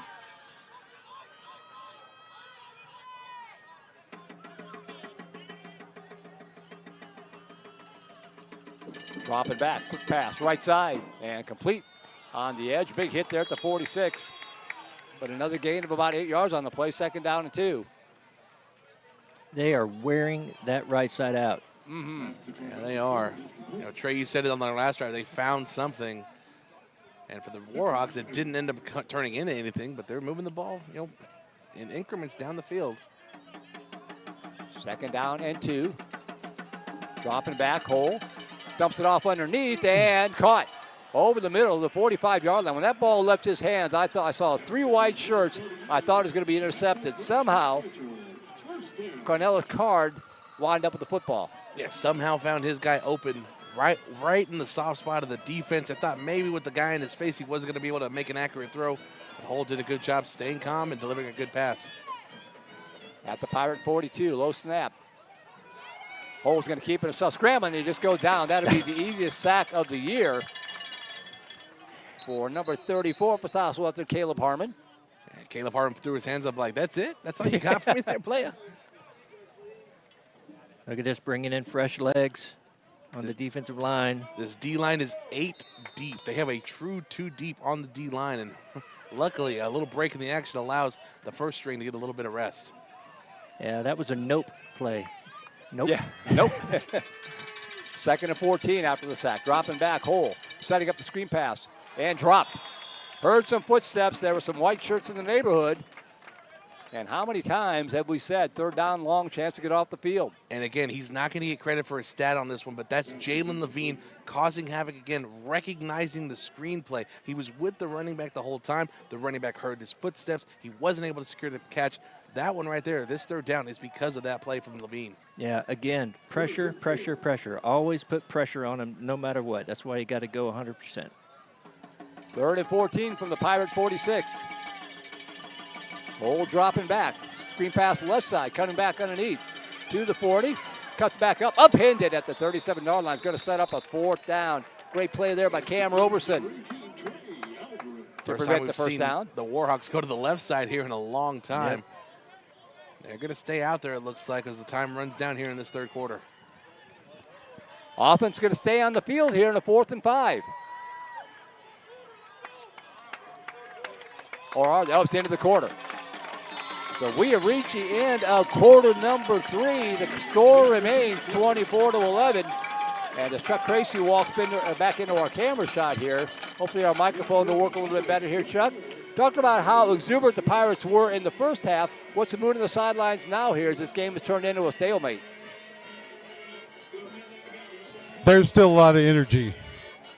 They are focused. There's a little bit of, yelling at one another to get things right. There are minimal mistakes, but what I'm seeing is Southwestern playing to a standard and not really against their opponent. They want perfection out there. Yeah, good point. They're not playing like a team that's playing a season opener. A couple of mistakes here. Not and at there. all. Yeah. In fact, it looks like McMurry is playing their season opener, and the Pirates are in the 3rd or 4th game of the year. Yeah, that's a great point, Chuck.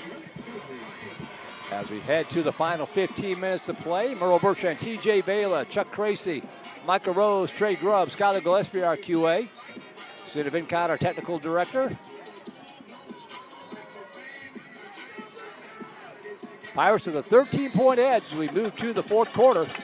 And the offense stays on the field for the Warhawks. 4th down coming up from the Pirate 36.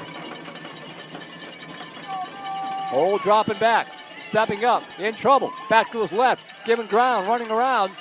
Still alive. Over on the left side, Pirates on the left side, complete to the 35-yard line, but not enough for the first down. And the Pirate defense will get the turnover on downs.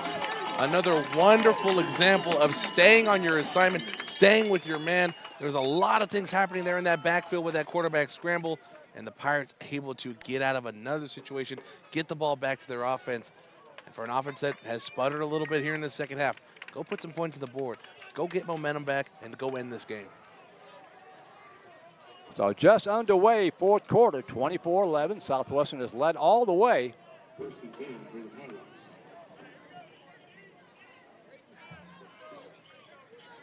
And the offense back on the field. Devin Baylor, the junior running back, in the backfield next to Jackson Sims. This is where maybe you look for your coaching staff to try to dial something up, to try Something to just different, right? create some kind of energy for the team. If the referees will let them play. Yeah,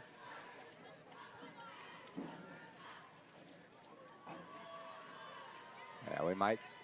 I'm not sure what the delay is here. I don't see any injuries. Telling you, it feels like a TV. I'm guessing. Maybe some communication issues with the ref, the head ref's Oh, yeah, he's system. messing with something. By the way, shout out to Trey Grubb, taking over as producer this year for Mr. Melvin Jones.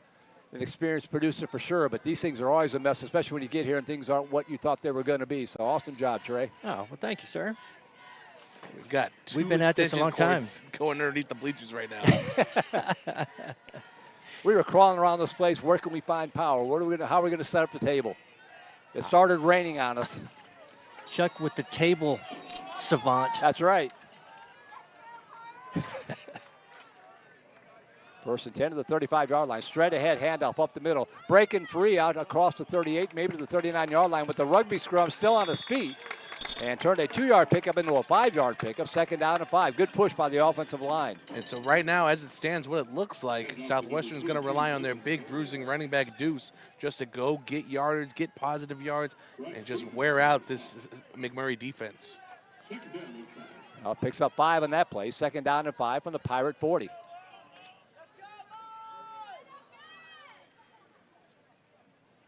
Sims in the shotgun. Wraparound handoff again. Good head of steam. Hit and drugged backwards, but it's still about a 3-yard pickup. Sets up a third down and 2. Another solid run there by Devin, just getting more positive yards, getting closer to the sticks, and giving himself another opportunity here to pick up a first down for his team. That defender for McMurray, he's been doing some bench pressing. He got a hold of him with his arms and just held on for dear life. Sometimes that's what you got to do, bro. Yeah. Third and 2. Big play coming up here for the Pirates. They want to move the chains, keep the drive alive, keep that clock ticking down. One receiver right, one to the near side. Sims handoff again off the right side. He's going to have the first down and more. Across the 50. He can go to the 40. Tripped up to save the touchdown. But a burst of speed from Devin Baylor. And the Pirates are on the move. And Devin is what we call sneaky fast roll. We've talked about how he's a bruising running back, but right there, we can see it. When he gets in the open field, he has that burst of speed that makes it very difficult to tackle. You have to go low on him, and right there they did and brought him down. Thankfully, he's okay, but a great first down there for the Pirates to finally get on the opposite side of the 50. I believe it was Bryce Nevis saving the touchdown there, tripped him up. Pirates have it first and 10 at the Warhawk 39. Handoff again, left side, dragon tacklers down to the 25. Another solid 4-yard pickup. This time it was Devin Phillips on the carry. And they got a fleet of running backs. One Devin to another. And yeah. We talked about it earlier, Merle, how deep this running back room is. There's so many good players, from Devin Phillips to the 2 transfers from West Texas A&M and McMurry. It's just one of these things that the Pirates have really looked for, a deep running back room over the past few years, and now here in 2025, they have exactly that. Second down to 6 at the 35. Play action. Sims looking over here to the left side. And, in and out of the hands. Man, oh, man. Harris Gilliam had it for just a second, and the defender able to get in there and separate him from the football. Gilliam's going to wish he had that one back. Had his guy beat. The throw had to bring him back a little bit, and it looked like he was maybe going to go over top of him to bring that one in. But unfortunately for the Pirates, not the case. Now, third down coming up. 3rd and 6. Stops the clock with 12:01 to go.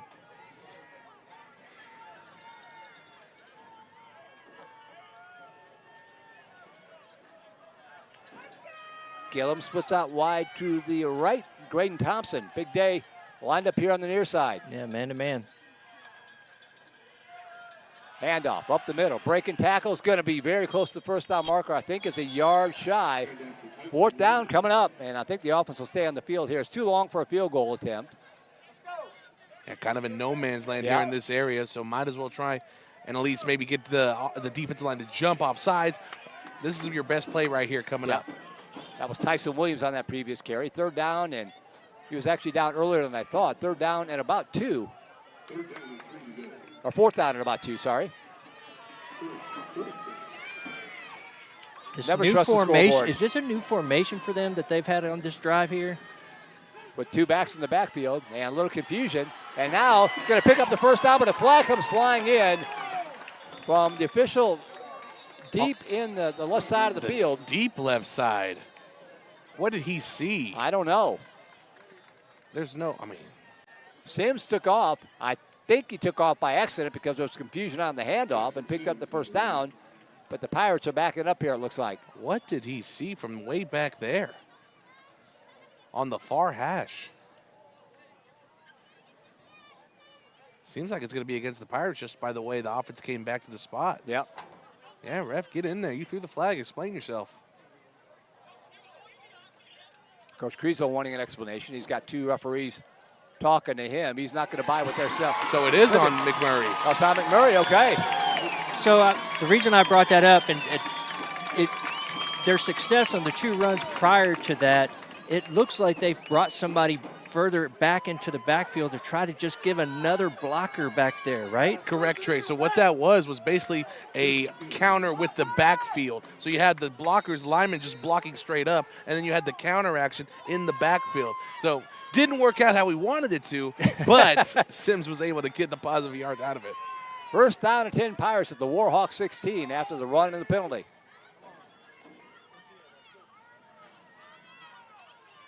See it again. Straight ahead handoff. Left side. Inside the 15. Dragon tackle to the 14. A 2-yard pickup. Tyson Williams on the carry. Will pick up 2. Clock keeps moving here. 10:40 to go in regulation time. Yeah, for the Pirates, the clock is your friend right now. Take your time. Let the play clock run down. You don't have to snap it quickly. And the more run plays you go, this defensive line for McMurray, who isn't as deep as Southwestern's, you can see it. They're getting tired over there on their side. Well, hands on hips, and number 99 is not near as vocal as No, he's he been is most not. of the game. They're tired. Second down and 8 from the 14-yard line.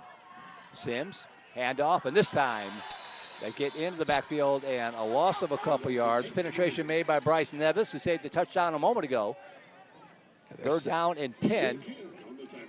They are selling out on the run here, Merle. They are absolutely saying. Yeah, good time for a play-action pass. Just try and pop one over the top, get the tight ends involved. Yeah. I guarantee Jacob Washburn says, yeah, I like that idea. One receiver left side. Dropping back, Sims.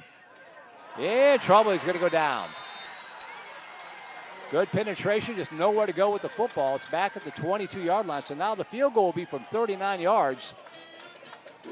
Yeah, he kind of stepped into that. Yeah, I was going to say, just stepped a little bit too far up into the pocket, and right there ran into Cole Reha, who really just found himself a sack by accident. Yeah, that felt like if he'd have bounced that to the outside. Or just stayed where he was deep in the pocket. I True, think true. He would have been fine. So a 39-yarder here for Chase Lanham from the near hash. Low snap, good hold. Kick is up, got the leg. Does it have the accuracy? And he got it through. A double doink through the uprights. Won't get any style points, but they get the 3 points, and that's all that matters. Did it double doink or did it hit off the scissor lift? Oh, it may have hit off the scissors lift. You know, I've never seen a scissor lift in the back of an end zone, but again, we're in McMurray. We're seeing crazy things here today. But you're right, Merle. A great kick there. And the Pirates go up 2 scores now, 16-point lead with 8:53 left in the fourth. So the good news is it's a 16-point lead. The bad news is it's still a 2-possession game. You're not out of the woods, but it's a little bit more comfortable. Chuck, you had a pretty good look at it. Was that off the scissors lift? something. I'm not sure what it was. But you asked earlier in the game who's going to be the leader of this team. Yeah. Jackson Sims on the sideline imploring his team to finish. We must finish. That's pretty odd. That's a guy who was a spot play backup quarterback last year and taking a leadership role here. Yeah, really only played because of injury. There were a lot of questions coming into camp. Who was going to be the starting quarterback? Right. You know, we had him coming back. We had a lot of great transfers come in. We had a lot of great freshmen come in. So for him to take that leadership role says a lot. They found themselves a kicker. Back to the goal line, up to the 5, to the 10. They're trying to make a play here. Try to get the corner turn. And steps up at the 15, going to get out to the 20, and flag comes in. So down to the 21-yard line. Good return, but half of it's coming back. Yeah, probably a block in the back there near the end of the play. It's going to bring this one back quite a bit. That drives coaches nuts. Oh, absolutely. The guy was laying on the ground, and he gets up, and the guy blocks him in the back. Yeah. He's not even close to making a play. But, to Chuck's point, though, that's the culture, right? Play to a standard. Right. You're always you are competing against the competition, right? But really the competition is internal. How good can we play? What is the standard we're going to set in our first game? And a lot of the times, when you think of leaders on a team, think of captains, it's a lot of the older guys taking the lead, being more vocal. The great teams, the ones that really win championships, are the ones that have leaders spread across the board. Right. Whether it be from the freshmen to the seniors, it's that winning culture that Jamir Martin talked about in your interview earlier this week, Merle. Terrible field position again after the penalty. First down, 10 at the 6-yard line. Ball throwing from the end zone and caught over the middle of the field. Not terrible field position anymore. All the way out to the 33-yard line. And the Warhawks immediately on the move. Yeah, he had plenty of time to make that throw, and the guy coming over the middle zone. Perfect slant route, and then good pitch and catch and yards after the catch. 27-yard pickup, first down 10 at the 33-yard line. Dropping back, swing pass right side. Cuts it up to the 35 and scampers out of bounds at about the 40. McMurray still working quickly here. We saw this on their last drive. They did a really good job working quickly, moving the ball to the other side of the other side of the field on the Southwestern side. But once they got to that side, that's when they sputtered. Cedric Williams hauling that one in for 7. Second down and 3. Hole keeps it himself. Now giving ground back to the left. Stepping up and going to be hit hard at the 43-yard line. I thought there was a block in the backfield, but no flag. You typically advise against running against the grain once you start going as a runner, but this quarterback here is showing that he can really do anything with his legs. Good job by Hall getting the first down for his team. Yeah, he runs 50 yards to get 4. Yeah. But he got him the first down at the 44-yard line. 7:33 to go. Pirates by 16. Dropping back. Looking left. Over the middle of the field, complete. And wrapped up immediately. Nice. Great job coming in on the far side to hold that one to a 2-yard gain. That's what you need, TJ. You need the initial guy to make the hit, to make that tackle. It's all about open field tackling. We talked about how the importance of it in this broadcast earlier, and a great job there for the loss of the play. And that'll be a 5-yard penalty against McMurray. That'll push it back another 5 yards. It's one of those things, when you go quickly, sometimes there's just communication errors, and right there, another example of it. A false start by McMurray's offensive line. That's going to push it 5 yards back and make this much tougher here on second down. I believe that was Caleb Harmon that made that play in the open field. Didn't get a good look at the number for the 2-yard loss, and now it's 2nd and 17. Hey, he's going to be a dude all year for the Pirates, not just this year, but for the rest of his career. Already getting compared to Justin Broussard, one of the greatest defensive ends here in program history. So he's a guy to watch out for.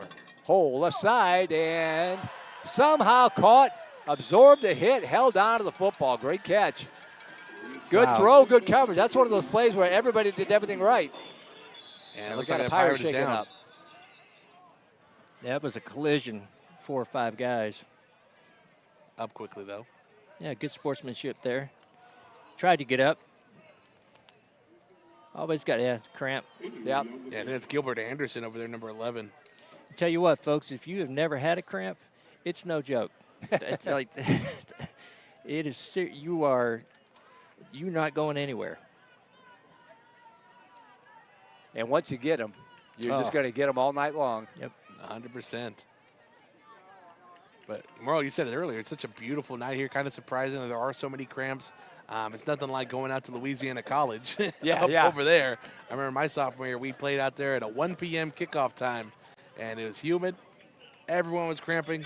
We came out on top, but it was a tough ride home all the way back to Georgetown. I can't remember if we did that game on the old KMAX Sports or not. I remember going to Louisiana It was my sophomore year, so probably not. Probably not. Well, that's a good sign. Yep. Running off. And important to note here, Merle, we talked about Jamir Martin out. It looks like DJ James, too. Oh, Unless you're that's not him. We talk about the number 2s. Oh, yeah, number 2. Yeah, okay. But don't scare me like that. We'll hope that's the case. Well, right now, what the Pirates need is they need the next guy to step up. Yep. And I do think that is James, Merle. First down and 10 at the 46-yard line. Clock moving again with 6:25 to go. Hole dropping back, setting up a screen pass to left side, complete to the 45, inside the 40, and another, man, they are hitting out there. Smash mouth football. Not much more you could ask for other than that. Just a wide open man over here on the right side. That was a touchdown had he seen that receiver. Well, way to keep his eyes going somewhere else, Chuck. Gain of 5, second and 5. Caleb Harmon and J.P. Reyes involved in that previous stop.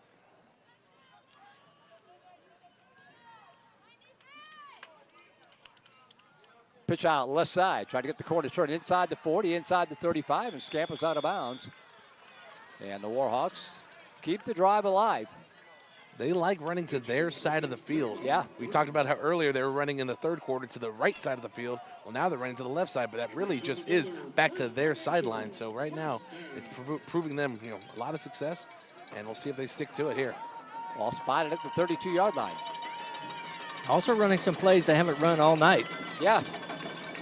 Braylon Burton on that previous carry. He remains in the backfield. Dropping back, Hole. Pass left side, caught in a dead run, and it's going to be first and goal at about the 2-yard line as the pass was hauled in by number 2, Thomas Chandler. And right there, the Pirates in cover 2, and the slant route goes right over the middle into the soft spot, and a perfect throw there from Hull to his receiver, and the closest so far today that the Warhawks have been to the end zone here at the 4-yard line. First down and goal at the 4. Just got to make it hard. Chandler. Handoff left side, cutting up, and not going to get there. Going to bring up a second down and goal. Tedrick Williams on the carry as we're inside of 5 minutes to go. Don't think there was any gain on that play either. Yeah, that's what you want right now from the Pirates. Yeah. Just make Keep it that clock hard. moving. 2 receivers here near side, second and goal from the 4. Play action, jump pass over this wide open, caught, touchdown. Good play.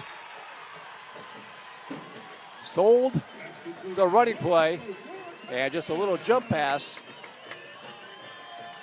hauled in by number 40, that fullback out of the backfield, Rhett Butler. Just a great example there of using the Pirates' aggressiveness against them. You're expecting the run defensively. Right there, the pop pass over the top to a wide open tight end. And McMurry making things interesting here late with 4 minutes 33 left, but they have to get That's right. This is a big play. It's a big play here. 2-point conversion attempt, 27-17, trying to keep it a one-possession game. Bad snap. Hole picks it up, scrambling to his left. Now back to his right. Fires over here to the right side. Are you kidding? Caught. Somehow they got it in. Did he get it in? Yes, he did. The 2-point conversion is good. Wow. It's the second busted play on an extra point attempt. One of them came on an extra point kick that they converted for 2 points. And this time, Hole somehow finds Thomas Chandler, and we've got a one-possession game. And we've applauded Southwestern and their defense all night about staying on their assignment, staying with their man. This time, electing to go zone from only 3 yards to the end zone. And another busted play that results in a 2-point conversion for the Warhawks. Just a great job by the receiver, finding the soft spot, finding the open space, and then Hull avoiding the pressure and getting the ball to him for the successful 2-point conversion. Well, you know, TJ, we thought that we were going to be setting up in the visiting press box next to the Southwestern Pirates coaching staff. Thank I'm God kind we of glad we're not. Yeah, Coach Killian would be giving us a hard time, too, I think, at that point.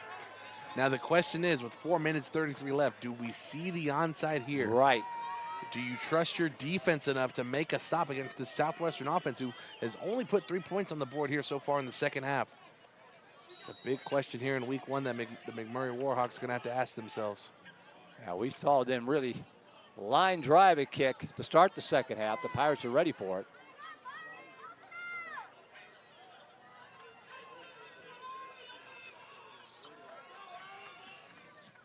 Now they kick it away. They kick it deep.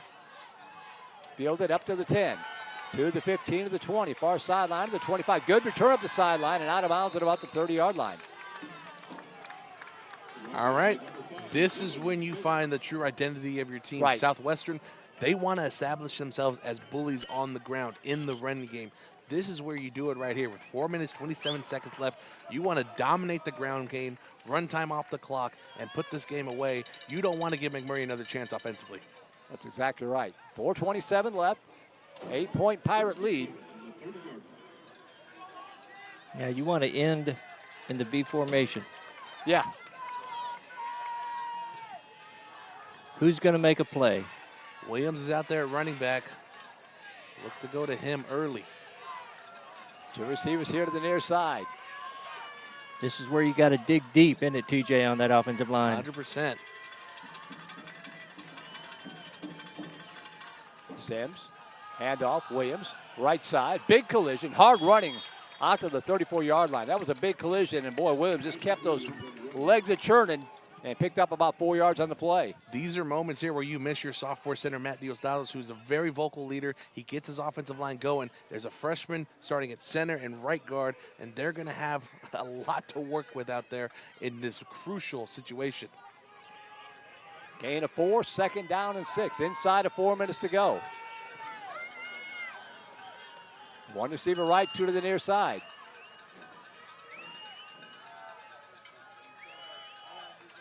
Handoff again up the middle, and that hole closes quickly. Good second effort just to get back to the line of scrimmage. This is going to set up a key 3rd down and 5 with 3:30 to go. Cannot go 3 and out here, Merle. You No. have to try and get this first down somehow, some way. McMurry has 2 timeouts. You do not want them to take those 2 timeouts to the offensive side of the ball. Plus the 2-minute timeout if they need it, if we don't get there first.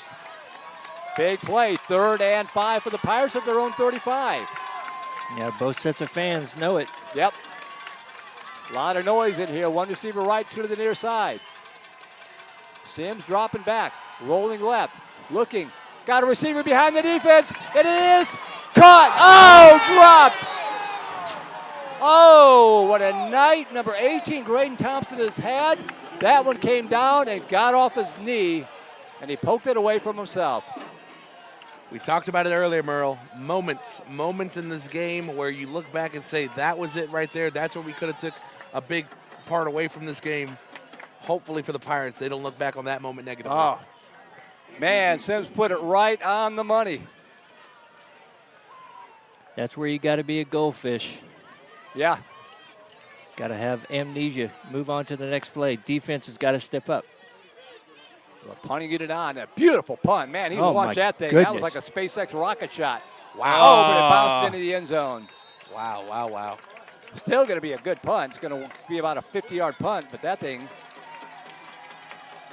We mentioned at the start of this broadcast, Merle, if you're going to win games this year for the Pirates, it's going to be because of this defense.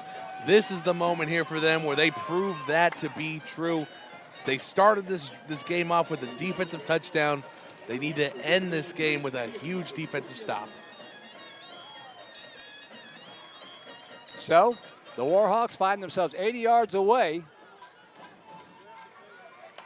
Southwestern clinging to a 27-19 lead. 2 minutes, 50 seconds left in the regulation timeout. Expect a lot of those quick hitting plays on the outside from the Warhawks, and then them trying to go over top of the Pirates here once they start establishing those quick plays. Hole in the shotgun, two receivers near side. Dropping back, looking, screen pass, left side, complete to the 20. And steps up across the 30 and out of bounds to the 31-yard line. Just assuming that he's going to go out of bounds there and no one making the play. Yep. That's a great first down play for the Warhawks. Thomas Chandler hauling it in. all the way out to the 28-yard line. Going to bring up a second down and about 1. Yeah, these linebackers need to try to read that screen.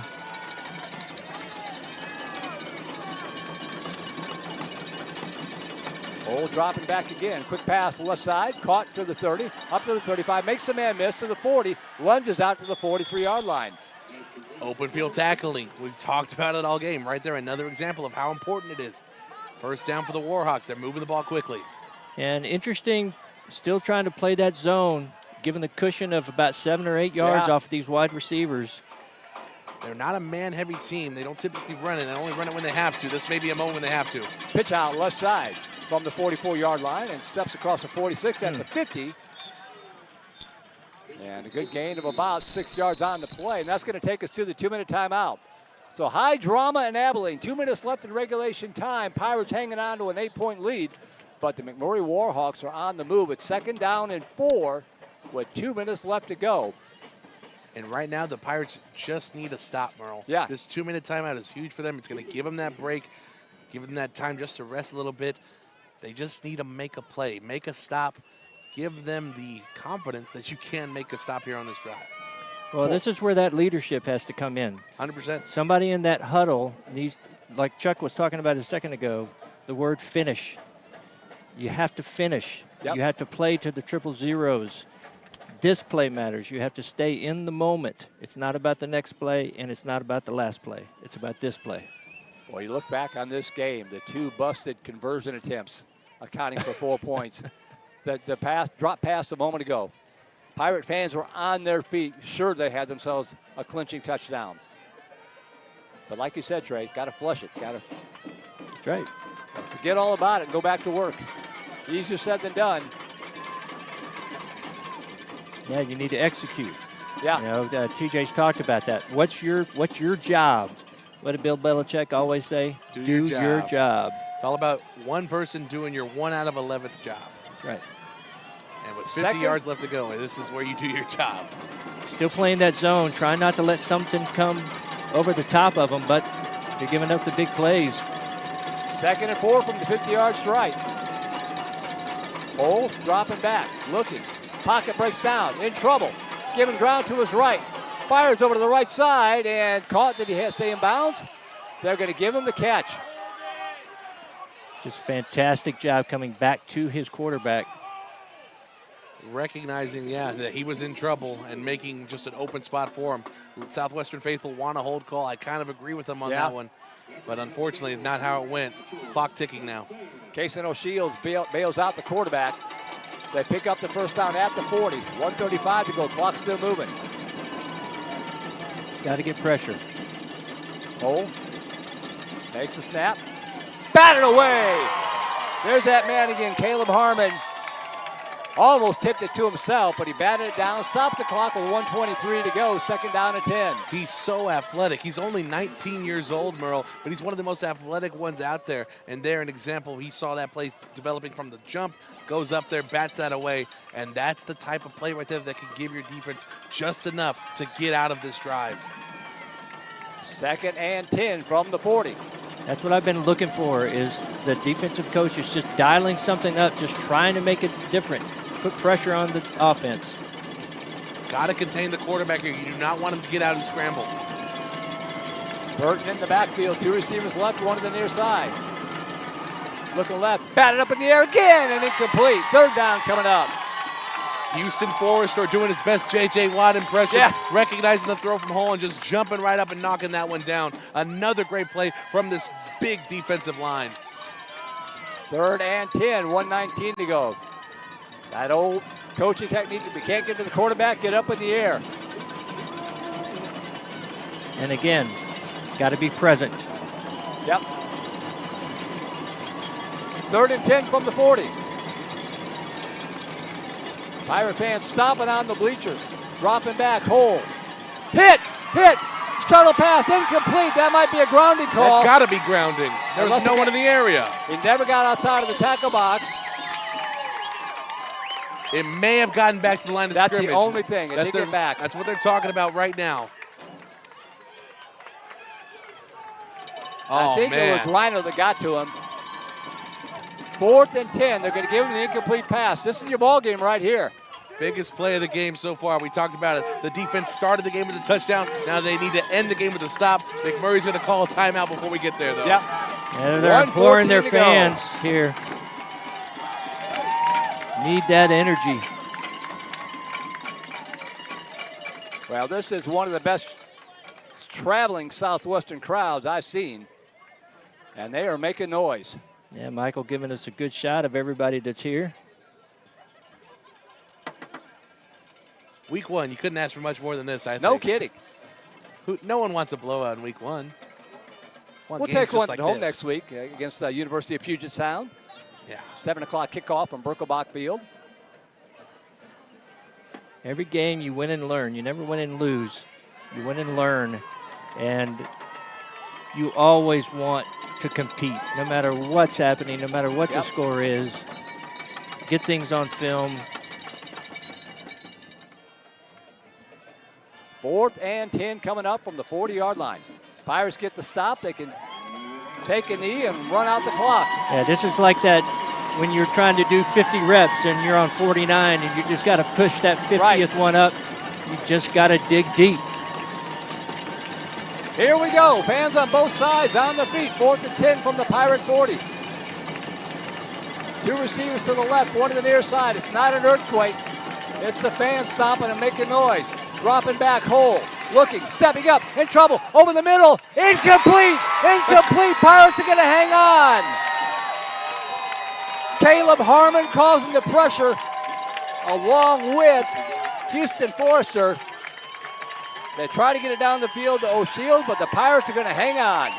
The man was there. He was open to the zone coverage, but the pressure from the defensive line got into the quarterback's head. That pass just a little bit overthrown into the receiver's hands, and the defense steps up, makes the stop. The Pirates are going to go home with a W. This crowd's going to go home happy, and we're going to start this season off with a win, Merle. I love it. That's exactly right. Yeah, 44 was in the backfield all 4 plays. They really stepped it up. The defense found an extra gear when they needed it most. Well, you could see it. Now they've got 2 timeouts, or I think they have one. I think they have one. They do have, they have 1 timeout. They wasted one early in the second half and took one a moment ago. So it should be elementary at this point. Yep. No reason to hand the ball off. No reason to do anything like that. Yep. And taking the knee at the 35-yard line. We'll see if McMurray calls a timeout. Tell you what, if I was a football coach, I'd always call a timeout if you're not going to go up underneath the center. Especially on this side of the field. I mean, yeah, you truly never know. I still do not understand taking a knee on a shotgun or a pistol. It's just, I want my guys up underneath the center. I guess things can go wrong there too, right? Yeah, you never really know. That's the thing. One more snap should do it. There's your knee. Well done. Well done indeed. Southwestern goes on the road to open the 2025 season, and they're going to come away with a hard-fought 27-19 victory over the McMurry Warhawks. And there's Coach Creel. We'll get him right away. We'll see if we can get to him. Take it away, Chuck. Okay, Coach. Pretty good game overall. Minimal mistakes. You started defensively with a touchdown, and you ended with a stop defensively. Give us the defense. Oh, just keep playing. Our key defense, relentless. We just got to keep playing. I got to give a shout out to some young kids that are out there playing the second half. Jamir Martin, our team captain, one of the best players, went out. Junior stepped in as a freshman, played really, really well. Noah Long came in, played really good at the corner position. Once DJ James, our preseason All-American, got hurt, I'm telling you, they just went out there and they played. They baptism by fire for some of those young kids. So way to step up, and a great team victory. Our offense made some big explosive plays. Just a great job. We did a good job kicking the ball today. Just a wonderful team victory for everybody. Well, the other side with penalty after penalty. We talked about that during the game. We talked about that at halftime. Yeah. Played really, really hard, and we were able to make enough and to get the win. Well, congratulations, Coach. You got Puget Sound next week. Go get them. Yes, we do. Well, you guys again. Hope everybody had a great time tonight. Stay fun to watch the field. Thank you so much, guys. Good night. And there you go, Merle. All right, Chuck. I know Thanks for that. Yeah, I got to get a little closer on those interviews, I think. Well, I'd like to, he touched the one thing, the young guys, and we were talking about that, right? They were sending in that too deep, right, TJ? Yep. And that really helped this team stay in it. Yeah, and down the road, when they're in those intense conference games and you need someone to the next man up, they're going to be experienced from games like this. Yeah, that's exactly right. Any final thoughts here, Chuck? We'll go around the horn. Well, I was just impressed with the depth of the defensive line. TJ mentioned it during the game. The depth of the running back room is really impressive. We only saw Sims at quarterback, but there's 3 or 4 quarterbacks on there that could probably come out and play. Right. Good receivers. We still haven't seen the tight end or H-back do much, and they're dangerous too. Well, awesome job down there. Thank you for everything and for all the insight and the observations, and we'll see you next week. Yes, sir. Good night. All right, Trey, your final thoughts? Yeah, I think that, I'm new to the crew here, but a game without turnovers, a game without a whole lot of penalties, and it's your first game on the road in a battle, and then young guys are stepping up. So a lot of positives here. And as always, a tremendous amount that you can put on film. That's right? exactly right. Because that's what you need. Mr. TJ Vela. I think Coach Creel said it perfectly, a team win. When I look at this game and how it ended up, every part of this Pirate squad, from offense to defense to special teams, played very well. Were there areas where each of those units could have played better? Yes. They're going to go over it and film tomorrow, correct those things, and get better for next week against Puget Sound. But when the offense wasn't doing well, the defense stepped up, helped them out. When the defense wasn't doing their best, the offense had a great drive, drove down the field, and put the ball in the end zone. And then from the special teams perspective, the punting shifted the field position tremendously, and then the field goals were obviously a big difference maker in this contest. This was a great Week 1 victory. I'm excited for next week. I'm excited for this season. It is a new era of Pirate football, like we've said before, and as an alum, I couldn't be more proud to be a Pirate. Well, welcome back, everybody. If tonight's game is any indication, we've got 6 more barn burners coming up here. So that's going to do it for us tonight. And we'll be back with you next week when the Pirates host the University of Puget Sound. Special thanks to Southwestern Director of Intercollegiate Activities, Ken Ralph. Our Senior Associate of Athletics, Glenn Schwab. Associate Director of Athletic Communications, Peyton Stegeman. The Georgetown ISD staff, Head Coach Bill Kriesel, and, of course, you folks out there for tuning in this year. For my broadcast partner, TJ Vela, our sideline reporter, Chuck Tracy, cameraman, Donald Williams, Michael Rose, our producer, Trey Grubb, our QA this afternoon, Skylar Gillespie, our technical director, Suna Vincott, our communications director, Christina Weber-Bertrand, my better half. My name is Merle Bertrand, signing out from Moore Stadium at McMurry University, where the Southwestern Pirates had defeated the McMurry Warhawks in a thriller by a final score of 27-19. Enjoy the rest of the weekend, and we'll see you next week for more Pirate football right here on the Vype Live Network. Good night, everybody.